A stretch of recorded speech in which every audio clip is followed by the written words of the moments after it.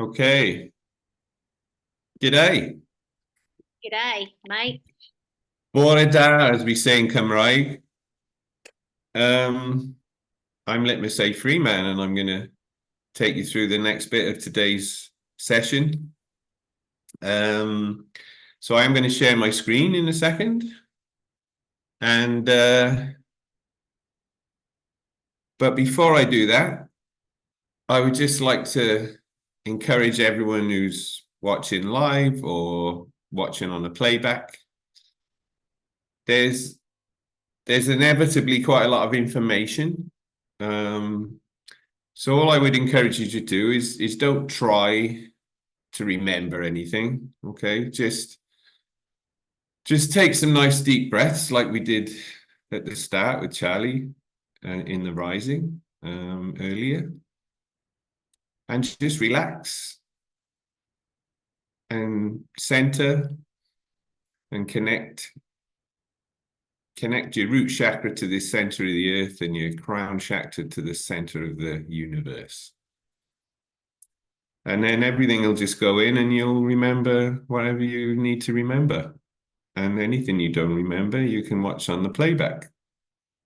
And if you still don't understand anything, you can send me a message on Telegram through Charlie.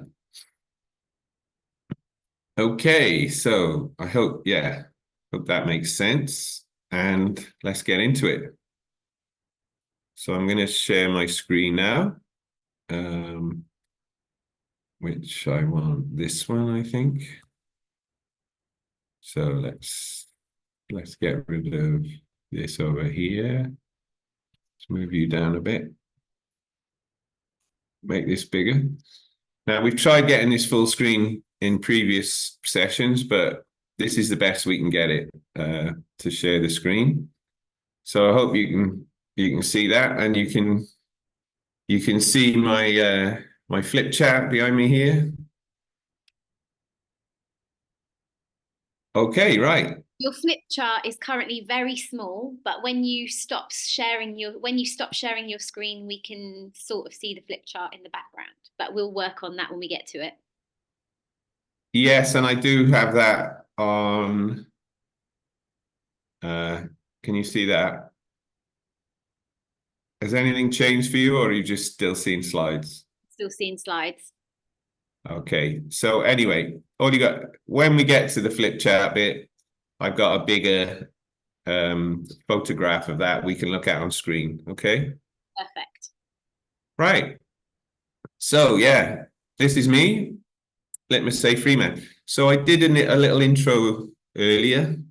So I'm not going to spend a long time going through these slides, but if you're watching on playback, you can pause here. If you want to know any more about me and my background, you can pause these. So there's a slide there about my corporate sort of life, 25 years in the energy industry.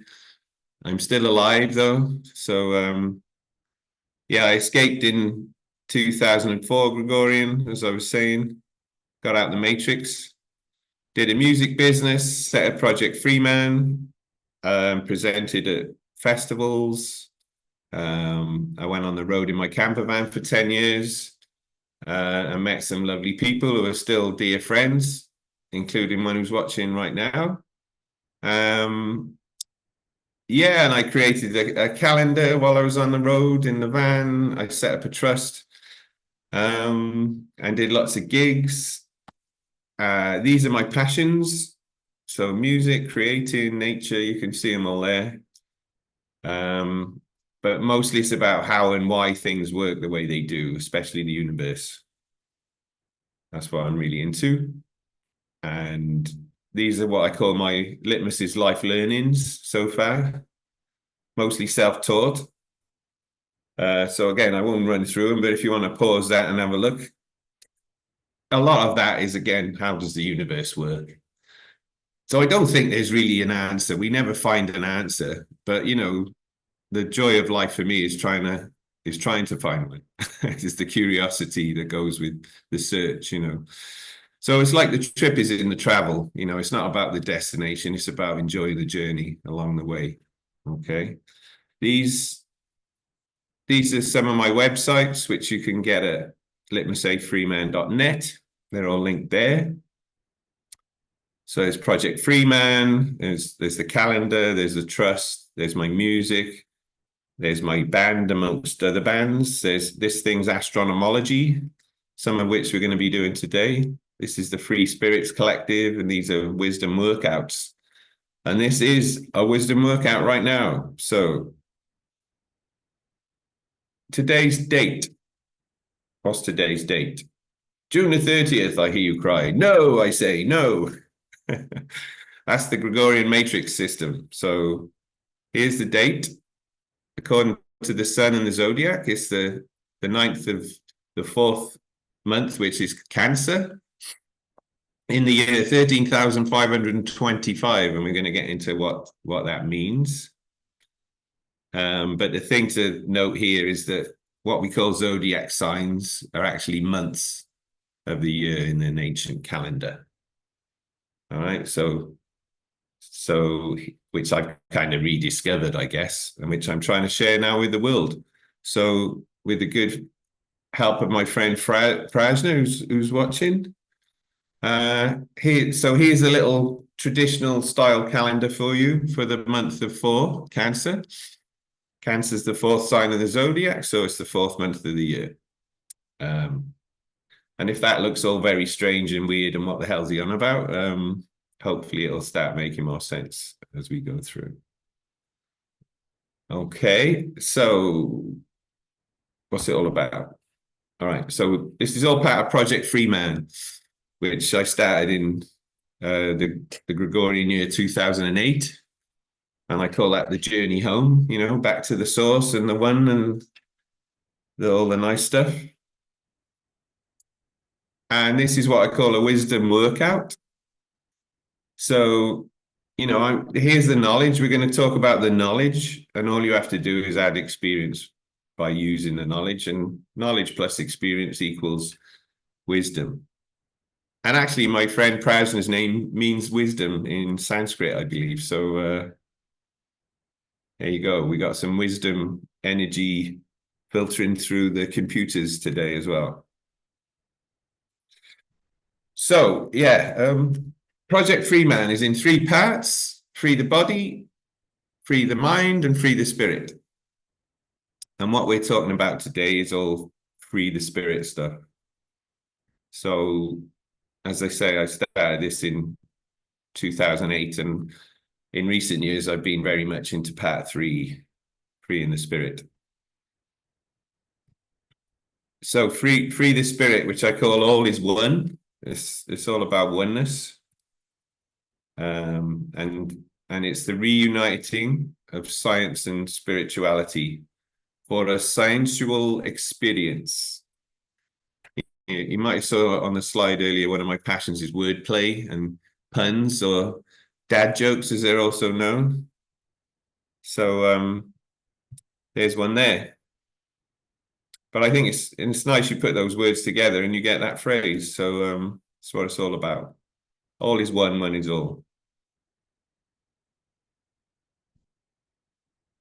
Okay, so within part 3 of Project Freeman, these are the three phases of that section, which are called they all begin with A. So this is about getting a AAA rating. Okay, so there's astronomology, which is the reuniting of astronomy and astrology, which I do a lot of wisdom workouts about.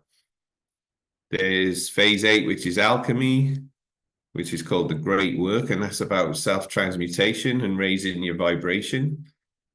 And we're now looking at phase 9 today, which is called ascending. And it's how we can elevate our consciousness, which is ascending anyway, but it's how we can help that along by understanding what is actually going on around us and what we're part of.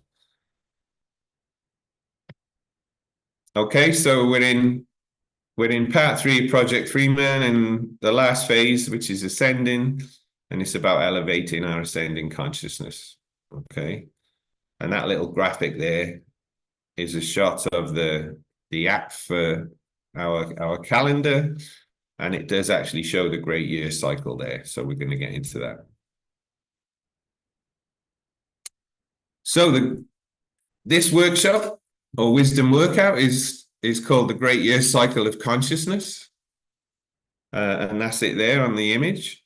So again, don't worry too much about trying to figure out what that is, but just connect with that visual and let it sort of seep into you.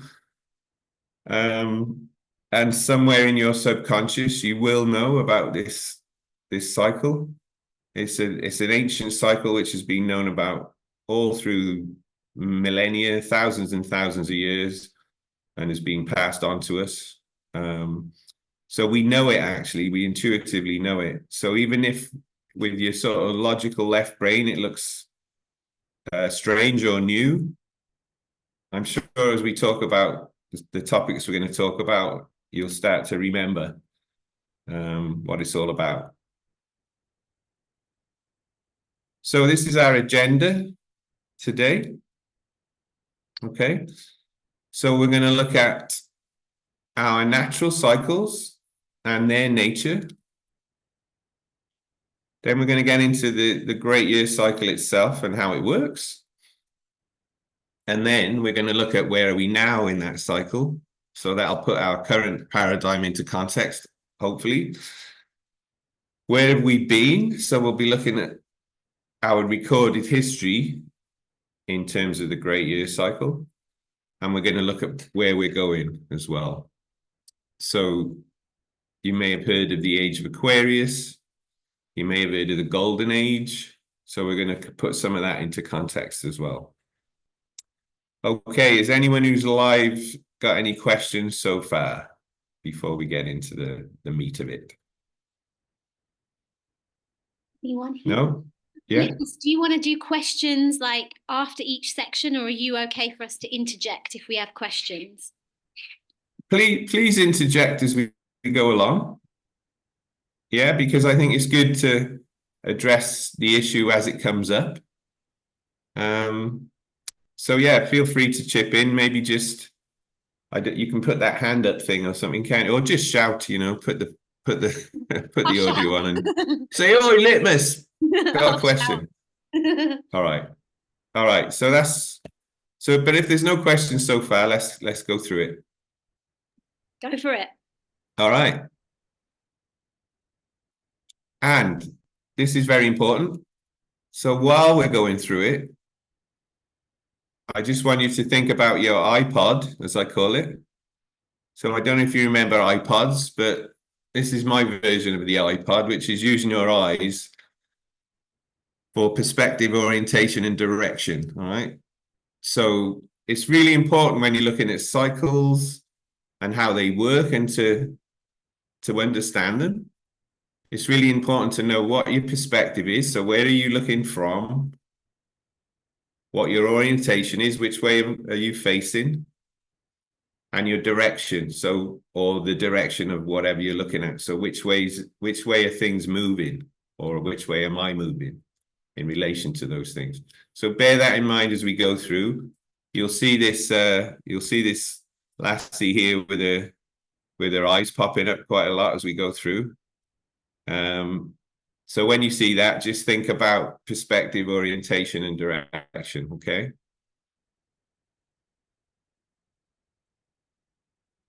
Okay, so what are our natural cycles and how do they work? So there's three main cycles that we live within. And of course, we have our own body cycle as well, which is in tune with these cycles, or should be. Unfortunately, it's not a lot for a lot of people these days because of clocks and calendars which aren't in sync with these cycles. So let's look at these cycles and what they have in common. All right, so you probably all know about the day and the year, but you may not know about the great year. All right. Now, some of you might think, hang on, there's a cycle missing there, right? So this one, the moon cycle. And we are going to look at that, but it's not one of these, it's not part of these three cycles. Okay, so you can't you can't divide the year into months. The moon cycle and the year cycle only align every 19 years. Okay, so we're not treating the moon cycle as part of these main cycles, but we're going to look at the similarities it has with these cycles. Okay, so I hope that's clear. So yeah, the moon cycle, we'll come back to that. All right, so cycle one, the day. I mean, what is the day?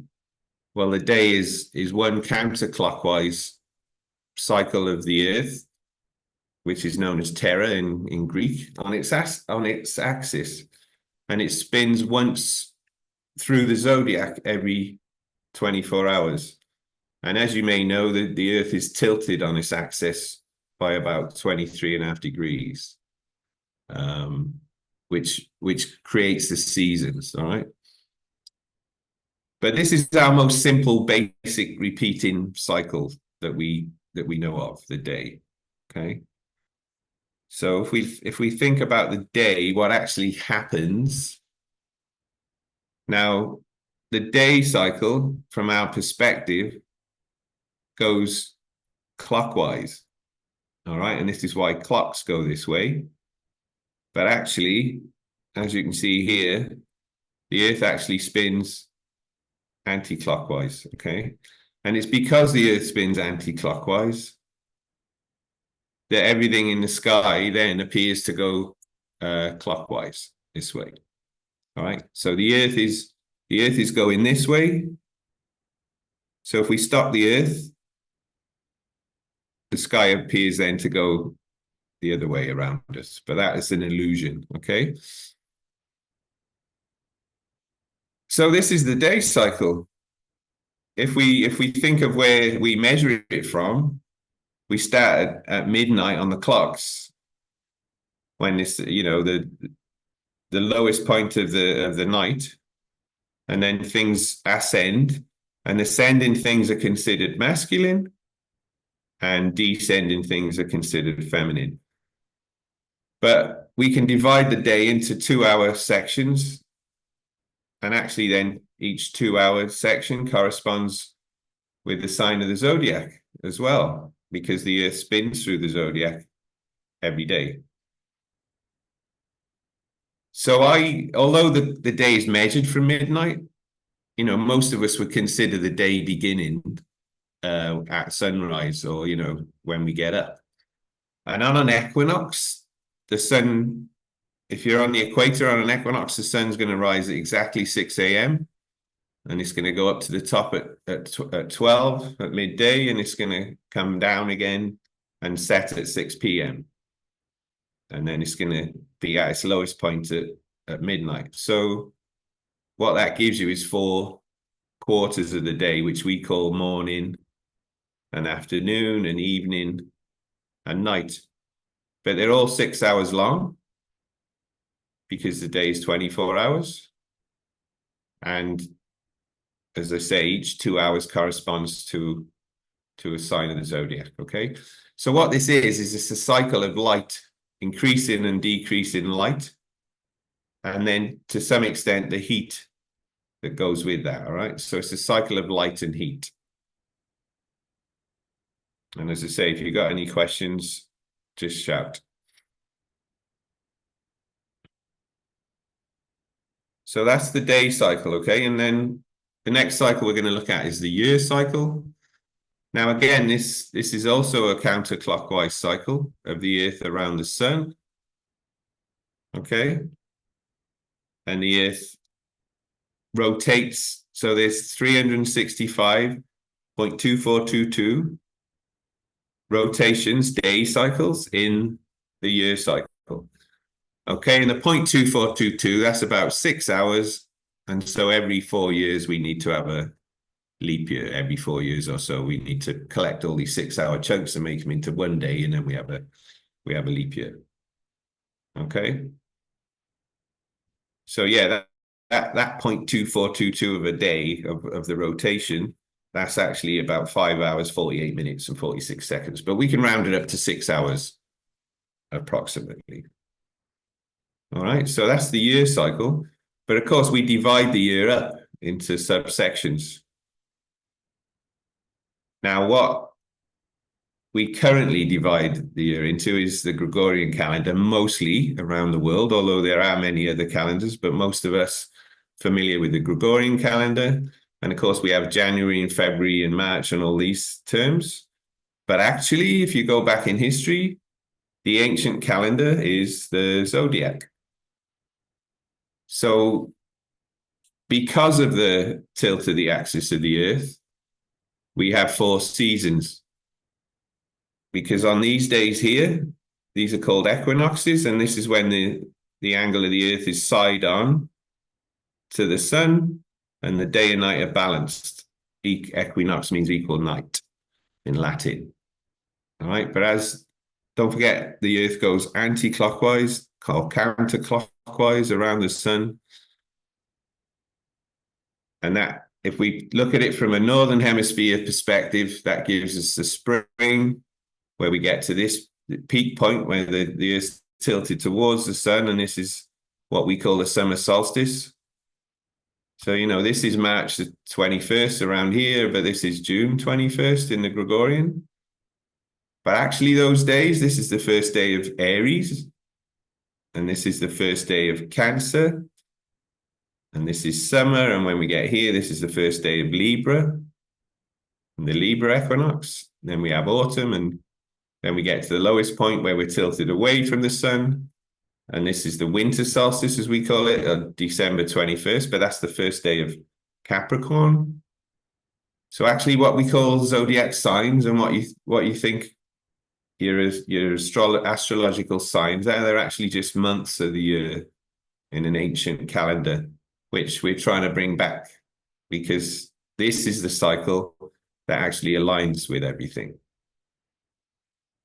So these months, Aries, Taurus, Gemini, these months, all of these 12 months, they align perfectly with the equinoxes and the solstices, and therefore the seasons of the year. So if you want to be in sync with the seasons, it's really much better if you follow this cycle than the Gregorian one.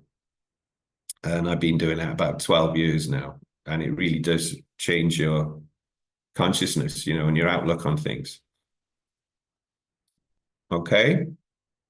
Yeah, so the names of these months, which are just 12 equal divisions of the orbit of the Earth, or the year, they're named after the zodiac constellations of stars in the sky, okay?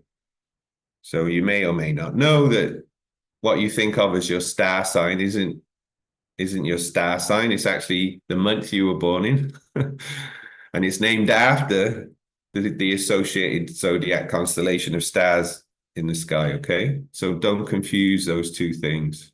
But there is a lot of confusion about that, and most people think they're talking about constellations when they're talking about their signs, okay? But they're not, they're months.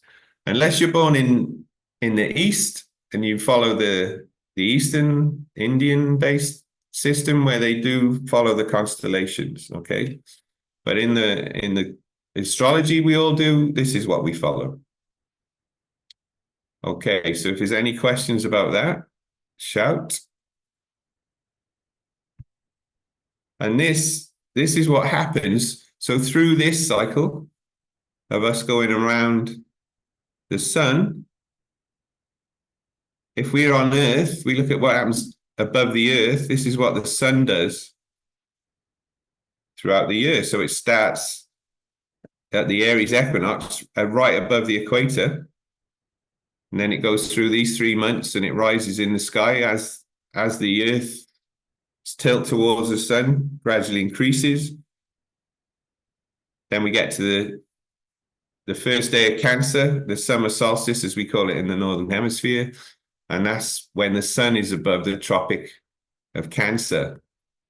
And this is why the Tropic of Cancer is called the Tropic of Cancer, because it's the first day of the month of Cancer, when the sun's there. And tropic comes from tropus, the Latin tropus, which means to turn. So what the sun does is it goes up and it gets to its maximum, and it turns and goes down again, and then it gets to the lowest point and it turns and goes up again. And it does this over and over and over as the Earth goes around the sun, like this. So the sun goes up and down above the equator. Okay, and on the equinoxes, it's always right above the equator. And on the Cancer solstice, it's above the Tropic of Cancer, and on the Capricorn solstice, it's above the Tropic of Capricorn. So this is the tropics, what we call the tropics, and it's just basically the area within which the sun does its turning up and down. Okay, and that's it. Now we're looking at this. So think of your iPod. Now we're looking at this from out in space, looking at the Earth. All right, and this is what we would see. But if we go on the Earth and we look out from the other side of that, okay, we're going to see it from the other perspective, where we have winter here, spring going up, summer and autumn coming down. All right. So then the sine wave would go this way rather than this way. All right. So if we look out into space, we actually see the sine wave going the other way round. And I'll show you that in a second. Now, throughout that year cycle, the day cycle varies in terms of light and darkness, okay? So if we look over here on the Capricorn solstice, all right, this is a screenshot from an app I use, which shows you sunrise and sunset every day, and obviously midday. And this is the real midday where the sun's at its peak. And you can see that's not aligned with the clock. This is the clock time, and this is midday. So in the winter here, where I am in Portugal, the sun is 40 minutes behind where the clock is, all right? The clock is 40 minutes ahead. But you can see here, look how much darkness we have on the Capricorn solstice, and we only have this much light. Now, when we get to Aries in spring, it's all balanced and the sun's above the equator, and we get the same amount of light as we do dark. And the same goes for autumn, when we're at the Libra equinox, the other side. But in between those two, up here, we've got the summer solstice, the Cancer solstice, and now we've got all this light in the day and all this dark, only this amount of darkness, you know, and we're pretty close to that right now, right? We're just sort of, we're in the early parts of Cancer, the month of Cancer now. So you can see how the light and the darkness vary throughout the year. And this is showing you where I am in Portugal, but if you were in the southern hemisphere, it would be the opposite way round, okay? But basically, you know, it goes up and down, as does everything. Litmus, I just want to interject there. Yeah. Because, well, we here in the studio are in France, and so actually what you're saying is that our midday is actually at like 1:30 rather than at noon, because we're it's even worse than that, Charlie, because we were looking at the time for the winter solstice here, right? But over here, look, on the summer solstice, we had an hour, stupidly. We still had an hour, you know, from like March sometime, not long after the Aries equinox, we add another hour. So where I am in Portugal, on the summer solstice, yeah, and through all, basically from when the clocks have added an hour on, the clock time at real midday, which should be 12, the clock says 20 to 2 in the afternoon, and for you that's going to be 20 to 3. Yeah. Well, not quite, because you're a bit further east. You're a bit nearer. A little bit nearer Greenwich, right? A little bit, yeah. Not much. Right, not much. Okay, so you're probably not far off where we are. So you're you know, in the summer, what we call summertime, Central European summertime for you, basically your clock's going to be about 2.5 hours ahead of what it should be. And I'm glad you raised that, Charlie, because of course our bodies have circadian rhythms, and they're in tune with the light and darkness cycle of the sun, which is this. So when, you know, in the summer you're having lunch and your body thinks it's not long past breakfast time, you know. And it's even worse if you go to somewhere like Galicia, above Portugal in the northwest of Spain. You know, they're like almost 3 hours off the real time of the sun. Their clocks are 3 hours ahead in the summertime. All right. So yeah, good point, Charlie. Thank you. Thank you. So yeah, that year cycle. So now we're going with our iPod look. Now we're going this way because this is the way the year cycle goes, and everything goes from time. Actually, if we look at what happens in the cycles, it goes from right to left, not left to right, and it goes anti-clockwise, not clockwise. Okay, so we're kind of really disconnected from if we're in the matrix, if you want to call it that, we're really disconnected from what's actually happening in reality, you know, in the cycles that we're part of.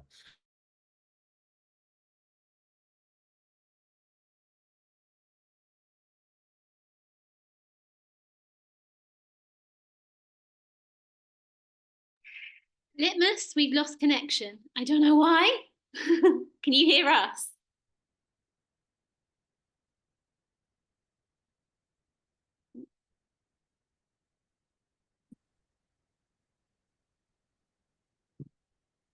Go.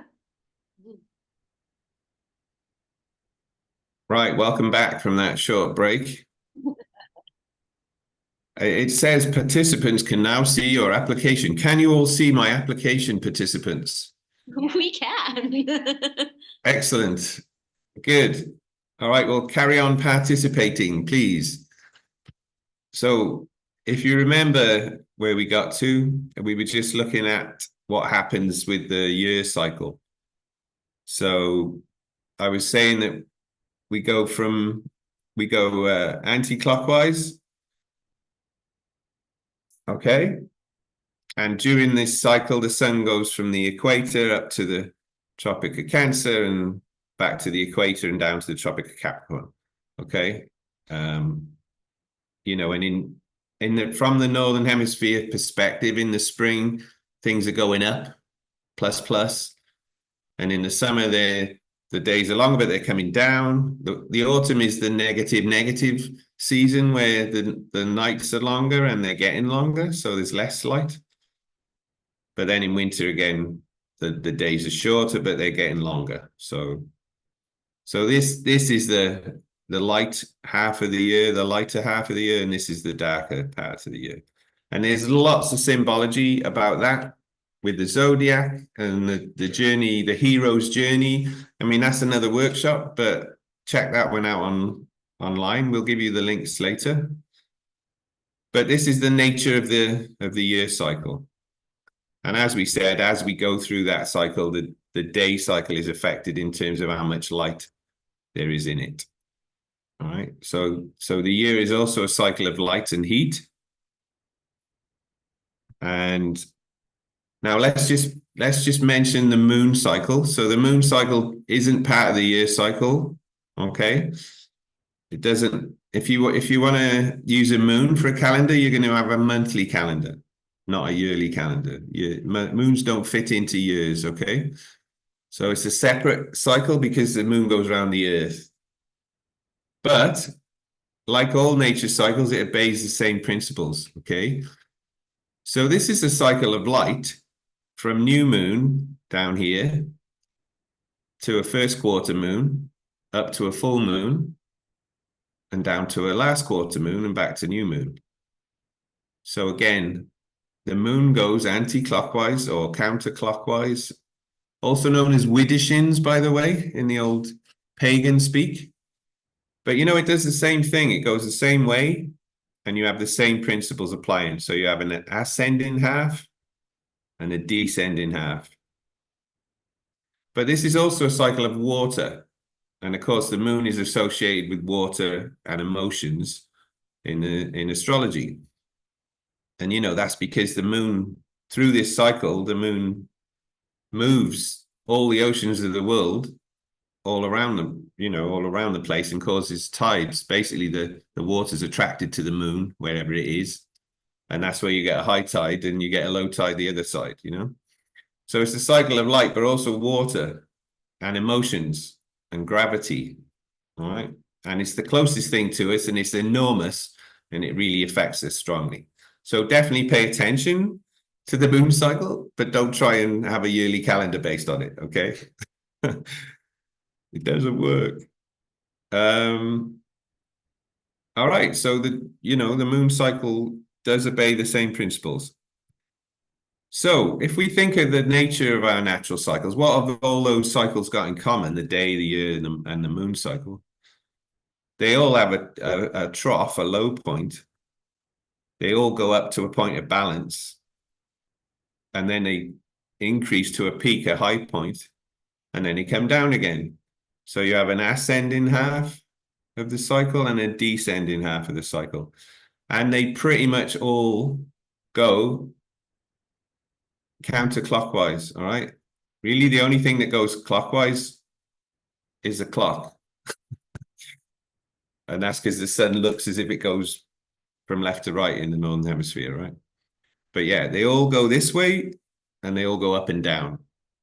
And you can divide them into quarters, and you'll have a point of balance somewhere between the high and the low, okay? So that's the thing to remember now when we go on to the great year cycle, okay? So if you've got any questions, please shout. And if not, we'll get onto that. Oh, yeah, I just got one more slide just to show you that through this cycle, we can look at it like a wave, all right? So this is what happens if, from our point of view, looking out into space through the year, you know, the sun goes up and it goes down again. So it's going up here and down here and down here and up here. So what that draws is a sine wave. This is actually a backwards sine wave, you know, but if you start at the bottom, it would draw what they call a cosine wave, all right? But it's waves. It's like, you know, like the waves of the ocean. It goes up and down, goes in and out. Okay. Like heartbeats and breath and all the other cycles as well. Right. So unless any questions about that, let's get on to the great year. And the great year is this ring shown on the outer part of this graphic. All right, this is the tropical zodiac. This is what's called the sidereal zodiac, the zodiac of the stars that the tropical months are named after. And this is the great year cycle around the edge. All right, and this is a shot from our app, an app that Precession did for me, and I helped him with a bit. And that's online, and you can get that. But that's what we're seeing there, a screenshot from that. All right, so what is this great year? Now, let me get my book, because I don't know if you've ever seen this guy, but this is Sri Teswagiri, and he wrote this book, The Holy Science, in 1894. And George Harrison put him top left, #1 on the Sgt. Pepper album cover, which blew my mind when I saw that, because, you know, I made a calendar that follows the cycle that he told me about, and there he is on the Sgt. Pepper album I've been listening to since I was about 10 years old, and I didn't have a clue. So that was quite an emotional moment for me. But yeah, this is the guy. He was the guru of a guy called Yogananda, who wrote autobiography of a yogi, and is kind of credited with bringing Eastern mysticism and philosophy to the West, particularly America, in the early 1900s 1800s, okay? But yeah, so that guy wrote this book, and in this book, he tells us about the cycle, the great year cycle. And he's even got a little diagram of it in the introduction to this book. So just to show you, it's all covered in this book. So the thing I'm going to show you on my flip chart here is based on this, okay? So if you want to get this book and see what he says about it, this is still available. And I highly recommend it if you want to really get into it. But let's have a look. All right, so again, don't worry too much if you don't understand some of these terms, because your intuition knows how this works, all right? So here's that year cycle that we looked at, okay? Going where the sun goes from the equator up to the top, and this is where we are now. This is the 9th of Cancer today. This is where the sun is. And then it's going to go down and back up again. So this is the year cycle. That's the tropical zodiac, pretty much. All right. And then outside this, if we look way out into space in the nights, we can see the stars of the sidereal zodiac, and that's the zodiac of the stars that these tropical months are named after. Okay. So there's actually 3 zodiacs. There's a tropical zodiac, this one. There's a sidereal zodiac. And then there's an astronomical one, because these 2 are all divided into equal 30-degree sections, where basically in the year, each one of these months is about 30 days. All right. But if you look at the constellations in the sky, they're all different sizes. So there's another astronomical zodiac where Aries is very small and Virgo is really big, because that's looking at where men have drawn lines between the stars and connected them up and said, well, that's a constellation.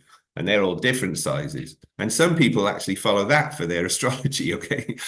So depending where you are in the world, you'll either do your astrology like we do here with the tropical one, where you're really looking at the seasonal cycle of the year. And if you're in India, you'll follow this sidereal one, where you're looking at which chunk of stars are your planets in. And then if you're really crazy, no, I mean, they're all valid for different reasons. But yeah, some people actually follow the different size constellations, and then they put a focus in there, which is a 13th sign, they say, and all of this kind of stuff. And it gets very confusing. But basically, the point to remember is there are 3 zodiacs. And it's the offset between the tropical and the sidereal zodiacs which define where we are in this great year cycle that we're going to look at, all right? And if you look at this, you can see that this cycle started all the way over here, and it's gone, this green line has gone to here, and this is where we are now, all right? So our reference point for where we are is the start of the sidereal tropical, the sidereal sign of Aries, all right? So there's a star in there in Aries. Actually, it's in Pisces, but again, I don't want to confuse you too much, but just remember there's a star in the sky that acts as our marker point, all right? And it marks the start of the sidereal sign of Aries, all right? So what the zodiacs form is an ancient global calendar, which is actually a synchronometer, okay? It helps us to keep in sync with cycles. But of course, in recent times in the West, we have calendars and clocks and time zones and all this kind of thing that are not in sync with anything. So this is why a lot of us feel disconnected from nature and struggle and get stressed, because we're not syncing our cycle with the cycles that we live in. But if you do that, I kind of show you from experience that everything gets much better. But if not, you can get anxiety and all sorts of things, because it's like you don't know where you are. You're not flowing with nature. Okay. Now, at the moment where we are in time, the sidereal zodiac is offset from the tropical zodiac by 20 to 24 degrees, depending which system you look at. We're using 20 degrees here, so you can see that Aries there, look, has moved 20 degrees from aligning with the month of Aries. So Aries now is 2/3 of the way into the month of Taurus, all right? Now, if you're going, what the hell is he on about? Please go online and have a look at my second CPN, Conscious People's Networks wisdom workout, which goes into detail. It's called the Zodiacs and the Universal Celestial Calendar, okay? So it goes into detail about how all this works. So if you're confused about this at all, check out that workshop. But I just want to introduce these things to you here today, okay? And this is what we're using in our calendar and for the Great Year cycle. We're using the Sri Yukteswar Holy Science, the book I showed you. We're using 20-degree offset here, all right?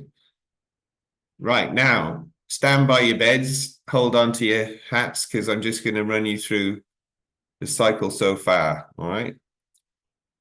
And just note with your iPod that the golden age is over here, and this is the silver age, these silvery bits, these are the bronze ages, and this is the iron age, all right? So I'm going to go through what all of those are, but just remember the orientation.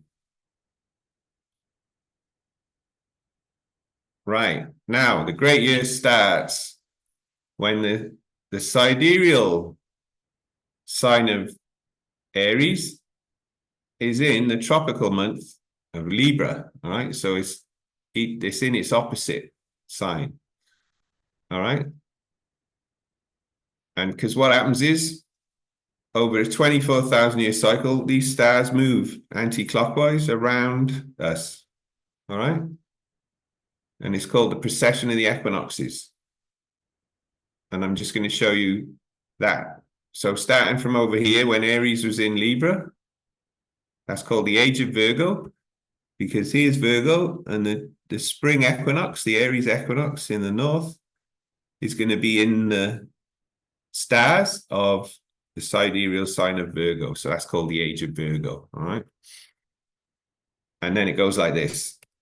So then Aries moves from Libra into Scorpio, and that takes about 1,833 years. All right, and that's called the Age of Leo, because now we got Leo coming up here onto the spring equinox. All right, so we have sidereal Aries in tropical Scorpio. Okay, and then if we move on,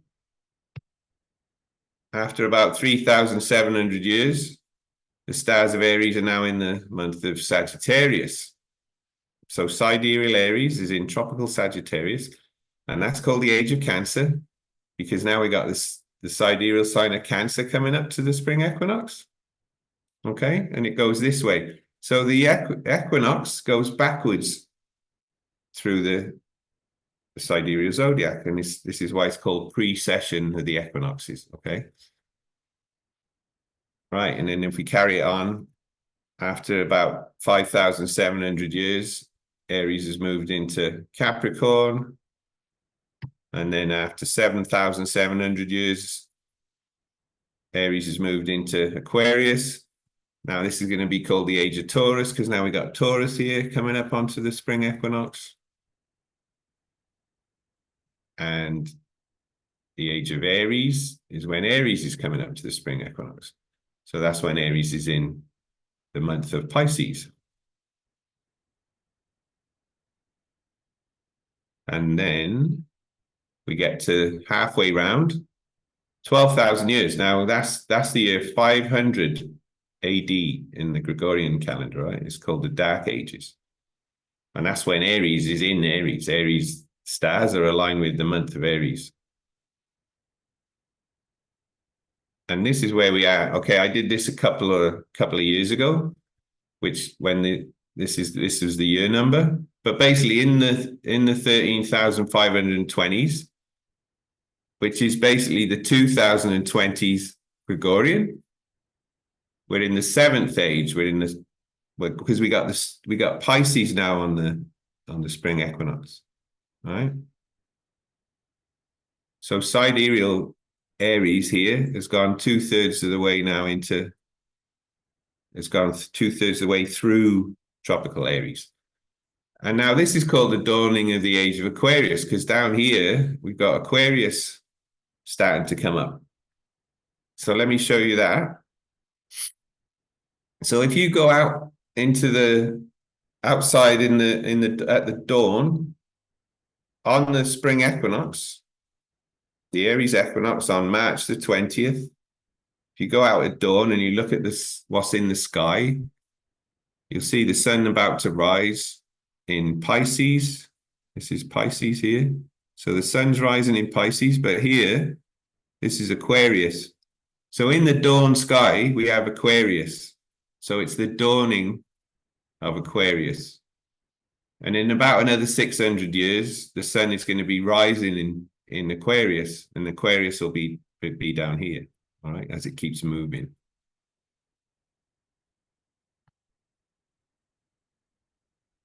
So, but we're not going to be the year now is 13,520, so that's where we are now. But so it's the dawning of the age of Aquarius, but Aquarius isn't going to come for about another 600 years fully, okay? But we're starting to move towards it. Okay, now, so what happens as all this moves around? Well, the theory is that we get closer. We get closer to the center of the galaxy and then further away. So every 24,000 years, we move, for 12,000 years, we move closer to the center of the galaxy, and for 12,000 years, we move away. And what that does is it gives us more and less cosmic radiation from the center of the galaxy. And that activates our DNA, and it switches on all of our brain, and we become more conscious. So as we go closer, we become more conscious, and as we go further away, we become less conscious, okay? So this cycle, this is the cycle. It's a 24,000-year cycle, but instead of light and heat, it's the cycle of the rise and fall of consciousness. So it's like the light of consciousness increasing and decreasing. So if we were thinking of this in terms of the cycles we've already looked at, here's the bottom and here's the top. And somewhere around here is a balance point. But we go up in consciousness for 12,000 years, and we go down in consciousness for 12,000 years. And now this is orientated. Remember before we had the golden age over here, because that's how it is orientated to us. But if we want to look at it in terms of consciousness, we put it at the top. And we start the cycle at the top of there when we're super enlightened. This is called the golden age. When we're one with God and we're cosmically connected. We don't even know if we have physical bodies, but we're super enlightened. And it's in the Indian terms, it's called the Satya Yuga. So a yuga is a period of time, okay? So this is known as the Yuga cycle in India. But in ancient Greece, where it was they inherited it from the Indians, and they gave these periods of time names of metals instead, okay? So they called what the Indians call the Satya Yuga, which means the spiritual age. They call that the golden age, right? So if you ever hear the term golden age, this is what it's referring to. The Greeks called these parts the silver age. And in the Indian terms, that's Treta, which means the third. Dwapara here, these ones, that means the second age. That's what the Greeks call the Bronze Age. And I'm sure you've probably heard of Kali Yuga, which is the age of ignorance. That's what the Greeks call the Iron Age, all right? So we started in the Golden Age when we're super enlightened, and we've descended all the way down here through the Kali Yuga, Age of Ignorance, and now we're about here. Okay, so we're in the early parts of this Yuga, the Dwapara Yuga, the Bronze Age, ascending. We're ascending. So the good news is we are ascending in consciousness. Okay, and we're higher than we were 1,500 years ago when we were at the bottom of the cycle, Kali Yuga. All right, so this circle here, these are the ages, the zodiac ages that we just ran through. All right, so if you remember, we went through, so now, you know, this would be the top in that slide I'm showing you now with the Yuga cycle. All right, and we went all the way through the age of Virgo, Leo, Cancer, Gemini, Taurus, Aries, into Pisces, where we are now, okay? Now, if we look at it on this one, here we are, Virgo, Leo, Cancer, Gemini, Taurus, Aries, Pisces, all right? So we've gone from there all the way down. Imagine living in this part when you're going down and you know you're going down, your consciousness is gradually drifting away and you're becoming more and more ignorant. I wouldn't want to be around in that time. Can you talk about how it the mirroring, Litmus? Yeah, we'll do, sure. I'm going to talk about that when we look at the history, okay? Okay. Right. So I know this is a lot of information, so don't worry if you're thinking, oh my God, I'm never going to remember all this. You will remember some of it, and you will, if it sparks an interest in you, you will get, maybe you'll get what I got. I got a precession obsession with this cycle that I'm fascinated by it and I love it. So if you get that, you'll probably want to study it more. But I have a quick question. Yeah. Yeah. Does this align in any way with the Wheel of Samsara? The Wheel of Samsara? Yeah. Does that have any correlation with that concept? Because there are also it probably 6 does. yugas and different levels of consciousness, and according to the Wheel of Samsara, we're also in an ascending yuga. So I was wondering if you had any thoughts on that. Great question, and it certainly sounds as if it does. I haven't particularly looked at, I'm aware of samsara and what it means, but I haven't particularly looked at what they say that cycle is. But I would have thought from what you're saying, if it talks about yugas, it's going to be this cycle, yeah. All right. So let's take that offline as a thing to confirm, and we'll put that in the description. If you're going to share this, right, Charlie? Yes, absolutely. Okay, so let's confirm that, but I would have thought so, yeah, because if samsara is saying if they're talking about yugas and they're talking about we're in an ascending phase, I would have said yes, it must be the same thing, just with a different name. But let's confirm that, okay? That's a really good question. Thank you. Interesting. So what Sri Yukteswar Giri told us how this cycle works is you divide this cycle into tenths, all right? So these bits here are tenths. Look, 1, 2, 3, 4, 5, 6, 7, 8, 9, 10, all right? So each half has 10 sections, and each half here has 10 sections. So it's 20 sections altogether, all right? So they're going to be 18 degrees each, yeah? 360 divided by 20. And the good news is the golden ages, there's 4 of them, 4 tenths, look, 4 tenths coming down and 4 tenths going up. So 40% of this whole 24,000 year cycle, we're in the golden age. It's just unfortunate for us that we happen to manifest down here near the bottom, all right? But you know, it could be worse. We could have been in Kali Yuga. You don't want to be in there. That's terrible. So it's, you know, it's all relative, isn't it? So yeah, you got 4 tenths on each half for golden age. You got 1, 2, 3 tenths for the silver. All right, so 30% is silver age, and 20%, 2 tenths here, is got Bronze Age, and 1/10 going down and 1/10 going up. So 10% is the Age of Ignorance. All right. So the good news is the Age of Ignorance is a quarter of the length of the Golden Age. All right.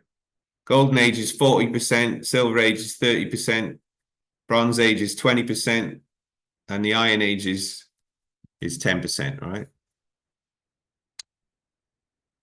So that's cool. Now, what do these ages stand for? You know, what goes on in these ages? All right, so let's talk about the Iron Age, Kali Yuga, the Age of Ignorance. All right. So this is the period in this book he talks about. It's the period of gross matter. Okay, so mankind can only perceive the base physical, you know, root chakra, base energy, the very dense vibration, low vibration, not very conscious at all. So most people during this phase, they're shorter. And if you look back in history, I'll give you the dates shortly, but if you look at this period in history, people were much shorter, they didn't live as long, and they weren't very enlightened. You know, this is the time of the Crusades and like torture and competition and war and dominance, the Roman Empire, you know, everyone trying to dominate everyone else, and lots of fighting and bloodshed and mayhem. All right. Now you think, oh, well, that sounds like today, right? But today there is still some of that, because look, it only ended here. And we're only just there. We're actually only about just not much more than 100 years from when it finally ended, this period. So we still have the hangover, the big hangover from the crazy party, okay? So we're in this period where we're starting to wake up and think, oh, hang on, what happened last night, you know? I know we started drinking at about 6, but I can't remember much after about 8, you know? So that's how I think of the age we're in now. We're starting to remember how things were back over here, but we know we've been through this crazy, you know, crazy time of debauchery and mayhem, where a lot of things got corrupted. But the good news is we're now in this Dwapara Bronze Age ascending part of the cycle. And that's called the age of the divine electricities. All right. So this was the age of gross matter. We're now in the age of the divine electricities, and this is when mankind rediscovers, because we're not learning something new, we're rediscovering stuff we knew over here. And this is the sort of mirroring that Charlie's talking about. We're remembering, this is when we remember how to generate power and use electricity and all of the things that go with electricity. So it's kind of a technological age, all right? And that's the age we're going through now. Now, when we get up to the Silver Age, the Treta Yuga, that's called the age of the divine magnetism. Okay, so that's when we rediscover how to harness and use things like gravity and magnetism. And I would say then use what we know of that and sound to levitate huge blocks of stone, like 80-ton blocks of stone, and put them into pyramids and stuff, you know, which we'd struggle to do today with technological equipment. So we're not as enlightened as the people who build the pyramids, for example, okay? Now I'm going to come on to the history shortly, so bear with me. But just to explain what these ages represent. So gross matter, divine electricities, where we are now, and we're in the early part of that. And then this is the age of divine magnetism. For all this part, the Silver Treta, the Treta Yuga, Silver Age. And then when we get into the Golden Age, that's the age of the divine spirit. Okay, so that's when we're really spiritual for, you know, for thousands and thousands of years, okay? And we get to the peak of that. And that peak, the last time that peak was as you can tell from the year number in our calendar, 13,525 years ago was when we were at the peak of the golden age and super enlightened, and that is 11,500 BC in the Gregorian system, okay? So, you know, a long, long time ago. Okay, so then, as I say, we start descending in consciousness, and we start losing our spirituality. And then once we get down to here, we go into the Silver Age, and we've forgotten a lot of what made us divine, but there's still, you know, 3/10 of it around. And then as we come down through this Treta Yuga, the Silver Age, we start to forget about how magnetism and gravity work. And then we get into the Dwapara Bronze Age descending. And we start to get more base, and maybe we have more wars, and our civilizations don't last as long because there's more competition coming in.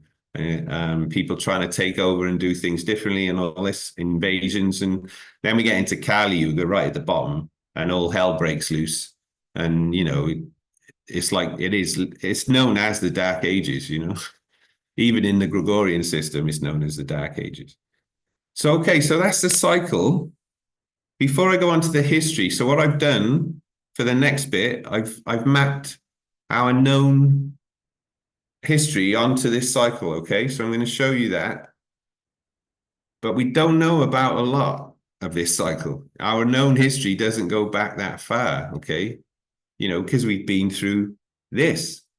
You know, the mainstream will tell you that our history is a linear progression from some time back in the past, and that we're now at the pinnacle of development. Well, you know, to me, that's blatantly and obviously not true. If you just look at all the temples and monuments and things that are still around from thousands of years ago that we can't even do now, you know. And all of those things have spiritual connotations, and they're aligned with the sidereal zodiac. And they tell you about how the tropical zodiac works, and all this. That's all encoded into pyramids and temples and sacred sites all over the world, you know. So that says to me, and if you look at the work of Graham Hancock, for example, he's big on this. He'll talk about a global enlightened civilization that did all this stuff, you know.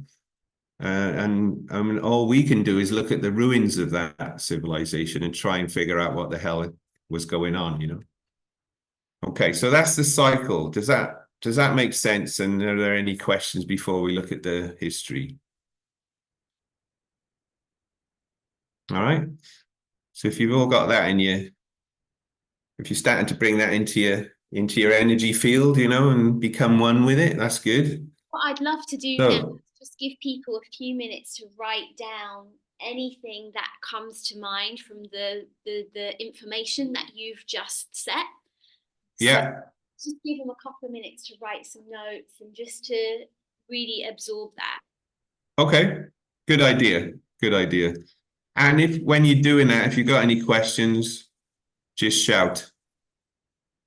Are you going to pause the recording then, Charlie, or are you going to leave it on? Yeah, well, actually, no, I'll leave it on because then that gives people who are watching time to pause as well. Oh, yeah. Okay. Yeah.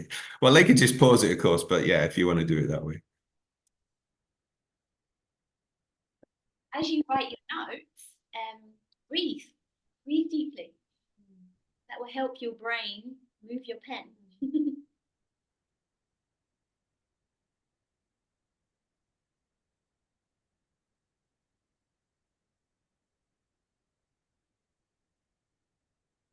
Feel into anything that, like any light bulb, the light bulbs that switched on as you've been listening to this.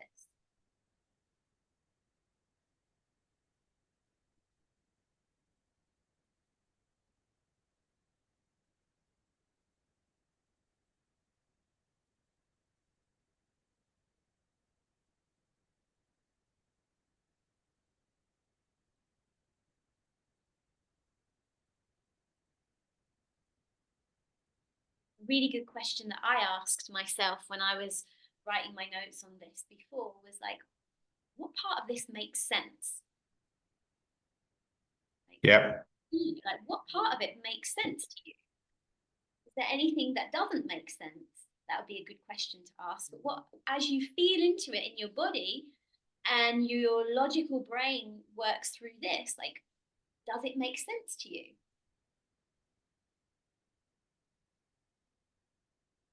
Yeah, and in terms of your right brain and your intuition and your connection to higher self, does it resonate with you? You know? Yeah.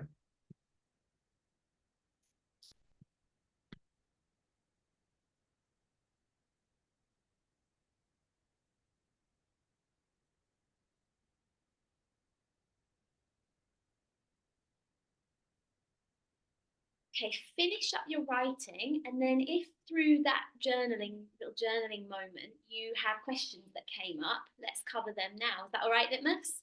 Yeah, sure. So Let's do it. any questions or comments? Maybe that's a good place to start. I've got an observation. It made me remember that about 12 years ago, when I started doing fermentation workshops, and my husband was teaching sourdough baking using cultures, old-fashioned, traditional ways of food preparation. I found myself saying, this is nothing new. This is old technology. We're just remembering. Right. And that just came back to me, that was always a part of how and I don't know why I said it, but I know whenever I said it, I absolutely felt we're remembering stuff that we have forgotten. Absolutely. Yeah. It's a remembering. It's not a new thing. It's remembering the old things. The old ways are alive, as the pagans say, you know? Yeah. Good point. Maybe you could turn your mic up a little bit, Charlie, because it seems very quiet now compared to this morning. I think, well, we just need to speak louder, because I have. Because you're further away. Yeah, okay. It's like quieter, further away. And I shout. Closer, louder. Reminds me of a Father Ted sketch. Gotta love fun. Okay. Okay. All right. So just to show you. Yeah. Go for it. Now, let me just stop this a sec. Just want to share this with you while we're on this bit. So can you see this? Yes. So this is the app that my genius friend in the kitchen, Prajna, built, which blew my mind. But this is the Universal Celestial Calendar Clock, as we call it. All right, and this is a kind of a live version of what you're seeing on that slide I just showed you. All right. So we've got the tropical zodiac and the sidereal zodiac and the yogas around the edge. And if we go up here, I'll just show you, we've got data tables that tell you exactly what all that means, and it tells you the Gregorian dates. Prajna's put all these year numbers here for the different yugas, which are on the slide I showed you, which we're going to go back to. And it shows you where we are now. And you can move around it, okay? And you can animate it. So I've got this set to a day, and it'll now move through a day at a time. So if you want to keep in touch with the tropical year and where we are in the Yuga cycle and all of that, you can do that with the calendar. All right. This is basically what the calendar is. All right. So you can see that, if I go on here and change the step to every 10 days and animate that, now you'll see it's moving through these decans, these periods of 10 days. All right, and if I go up here and change this to a triad, which is basically one of the months. Now it'll animate. Now it's going through the months, right? The triads, as we call them, the 12 signs of the zodiac, pretty much, right? And it shows you how the earth is lit as you go through that. So it'll tell you what stars you'll see in the sky at the night at that time of the year and all of that. And you can see it'll draw a yellow line as it goes through the year. Okay. And it'll light up the ones the way you are. And you can change the dates. You can put a Gregorian date in and it'll convert it to you can put a UCC date in and it'll convert it to Gregorian, or you can put a Gregorian date in and convert it to the UCC. And it's great. You know, if you want to use that, we'll give you the link for that and you can really play with that and see how it works. All right. You know, and if I put here jump to, now it's going to go through the Yuga cycle. All right, so now it's going through the Yuga cycle, through the astrological ages that we just looked at on slides, but it's doing it live, okay? So if you want to see how that works, you can do that. All right, so that's all I wanted to show you, that you know, what we're looking at on slides is actually available in a live working app that you can put on your phone and on your laptop and whatever, all right? Thanks to my mate there. So 3 cheers for Precession, that's what I say. Right, let's stop this. Right, now I'm gonna jump back to my slides. We have a comment coming this. What's that? You go for it. The more and more we are on the anti-clock way, I just feel something inside of me, and I just remember that we all the way got stones like tools to remember, and the fact that you do that makes me remember that we got a lot of tools. I mean, like the Tower of Marseille is talking about alchemy and also the cycles and all astrological stuff and astronomy. And I'm just wondering, it's like Le Petit Pousset. How do you say in French, Le Petit Pousset? It's a story, like to find back your way. You've got stones on the way to find back your way. And it's like Breadcrumbs. more and more there are tools coming out and out. And the fact that we all the time you're making the anti-clock move, I just found it inside myself. I just feel the move of it, like something. Excellent. It's very massive. Great, Gail. Well, thanks for sharing, because I totally get that. And me and Precession were just talking about that earlier on today. Yeah. You know, like when I see things going clockwise now, I said to him, it looks crazy. And he said, yeah, bro, you know, I totally agree, you know, because actually everything goes the other way, you know. But yeah, you're right. Once you see it going and you get in tune with that way, you just know it's right? You can feel it, right? So thanks for sharing that. That was great. Okay. Good stuff, guys. So now we're going to just look at the history, okay? So I don't really yet have fancy graphics for this, all right? I did it all by hand on my flip chart. And it's a lot of work to put it onto slides, but hopefully at some point I'll get around to getting this onto slides.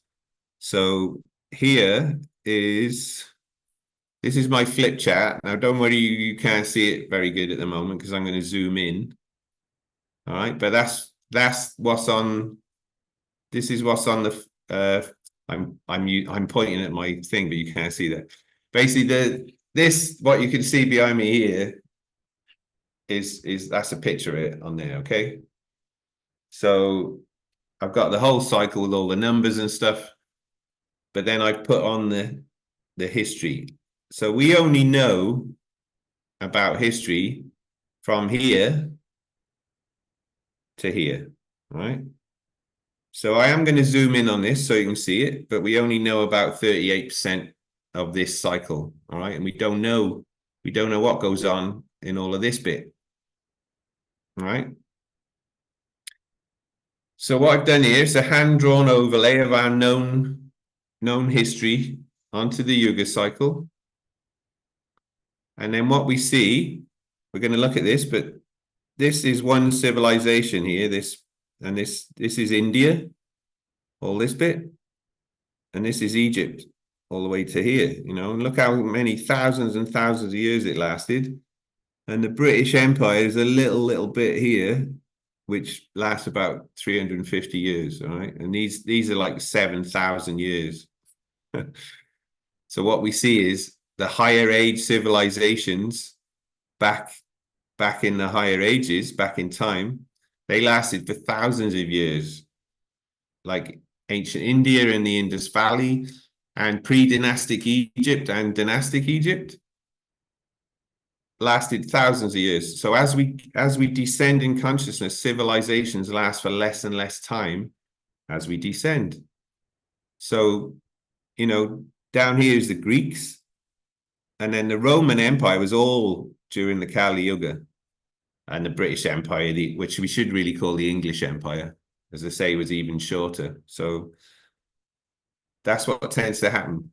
We only know about less than 40% of the total cycle, about 9,000 years out of 24,000 years. That's all we really know about. So that's like from the year 4,500 to where we are in 1520s here in the universal celestial calendar, which is from 7,000 BC to the 2020s in the Gregorian numbering system. All right. So again, try and get in tune with these numbers rather than these. Obviously, we're living using these numbers. We were born into this Gregorian system. Litmus, And see, yeah. Can I just, I know that a lot of archaeology at the moment, contemporary archaeology, is redating a lot of findings back into the 12,000s. Right. So there's I think there's loads of more information coming up now, and things that have been suppressed because the academics didn't want us to, because it messes up our neat ideas of civilization that Yeah. You know, the capabilities of people, civilizations of that period. So I think there's a lot going on at the moment in reevaluating the dating of a lot of those ancient civilizations. Absolutely. Yeah, you're right. For example, Göbekli Tepe, right? I was thinking of, Göbekli Tepe in Turkey. That's just a find in the last few years, right? Really recent, but that's going back 12,000 BC or something, right? So it's back around the peak of the golden age, you know? So yeah, you're absolutely right. And we're finding that more and more. And Graham Hancock says this, you know, we're just going to keep on finding older and older and older things, you know, and it's going to reach a point like COVID, where they can't keep the bullshit going any longer, you know, because so many people see through it, you know. It's a bit like that for me. And people are waking up, you know, everyone's coming out with a hangover and they're going, oh, I remember that party. I need some Alka-Seltzer, you know, and I'll be fine. And then we starting to remember what happened before. So we're starting to remember the calendar and the old buildings and the cycles and how they work. Yeah, absolutely. Good stuff, guys. Let me just, before I show you the cycle. No, actually, I'm gonna show you the cycle now in a bit of detail. So sorry, the history. Let's go on to this one. All right. So I'm going to have to move this around a bit. All right. So this is the cycle I drew on the flip chart. So we only know about from here. This is ancient India. And in the descending arc of the cycle, ancient India goes down to to here, so 3100 BC, which is the year 8400. That's the start of Dwapara Yuga, Bronze Age, descending. All right. And then we go with Indus Valley, and then it carries on all the way down to 10,200, which is about here. So you're talking, minus 1000 BC. Now let's just, that's India. If we look at Egypt, so ancient Egypt that we know about starts up here in the Silver Age, but that's just the bit we know about. And it carries on, and that's pre-dynastic Europe, Egypt. So that's when they didn't have pharaohs and dynasties and hereditary stuff and all of that, right? They had a different system altogether, a higher consciousness system than later in time. And if you follow the linear version of time, of course, that doesn't make a lot of sense. But if you see it in this cycle of descending consciousness, it makes perfect sense. So as they got lower in consciousness, they started having kings, and telling people what to do, and hereditary, my son's going to be king after me. Well, that's not fair, but that's then dynastic Egypt. And that's later in time, but it's lower in consciousness, right? So it makes sense. And you're talking there, that lasted 3,000 years. So the whole of that phase is, 6,000-7,000 years, and the same with India. Now let's just look at the pyramids as a good example of what you guys were talking about. So the official age for the Giza Plateau pyramids here is 2,500 BC. All right, so that's the year 9,000. Just here. That's the official age. All right. But if you look at the work of Robert Schoch, who's an archaeologist, and he's a specialist in geological weathering from water and rain and stuff like that. He talks about, he dated the pyramids to here. Wow. All right. So he says this 9,600 more like BC with the Sphinx, particularly from weathering on the Sphinx. This is Robert Schoch. So he's talking about the year 1900 in this cycle, which is 9,600 BC, all right? And there's a lot of things to suggest that the pyramids were actually some kind of power plant, energy plant, and certainly harnessed kind of golden age energy, And if you look at the Sphinx represents the 4 fixed signs of the zodiac. Okay, so it represents Taurus and Leo and Scorpio and Aquarius. So all the symbology of those signs is in that one animal, if you like. So it's got the head of a man, Aquarius, the water bearer. It's got the body of a lion, Leo. It's got wings on the side of it, which is Scorpio, because Scorpio used to be the phoenix in the older zodiac. And Scorpio's about death and rebirth and rising from the ashes and new life and all that. So that's the phoenix, right? But we now call it the scorpion. So the wings on the side of the Sphinx is Scorpio.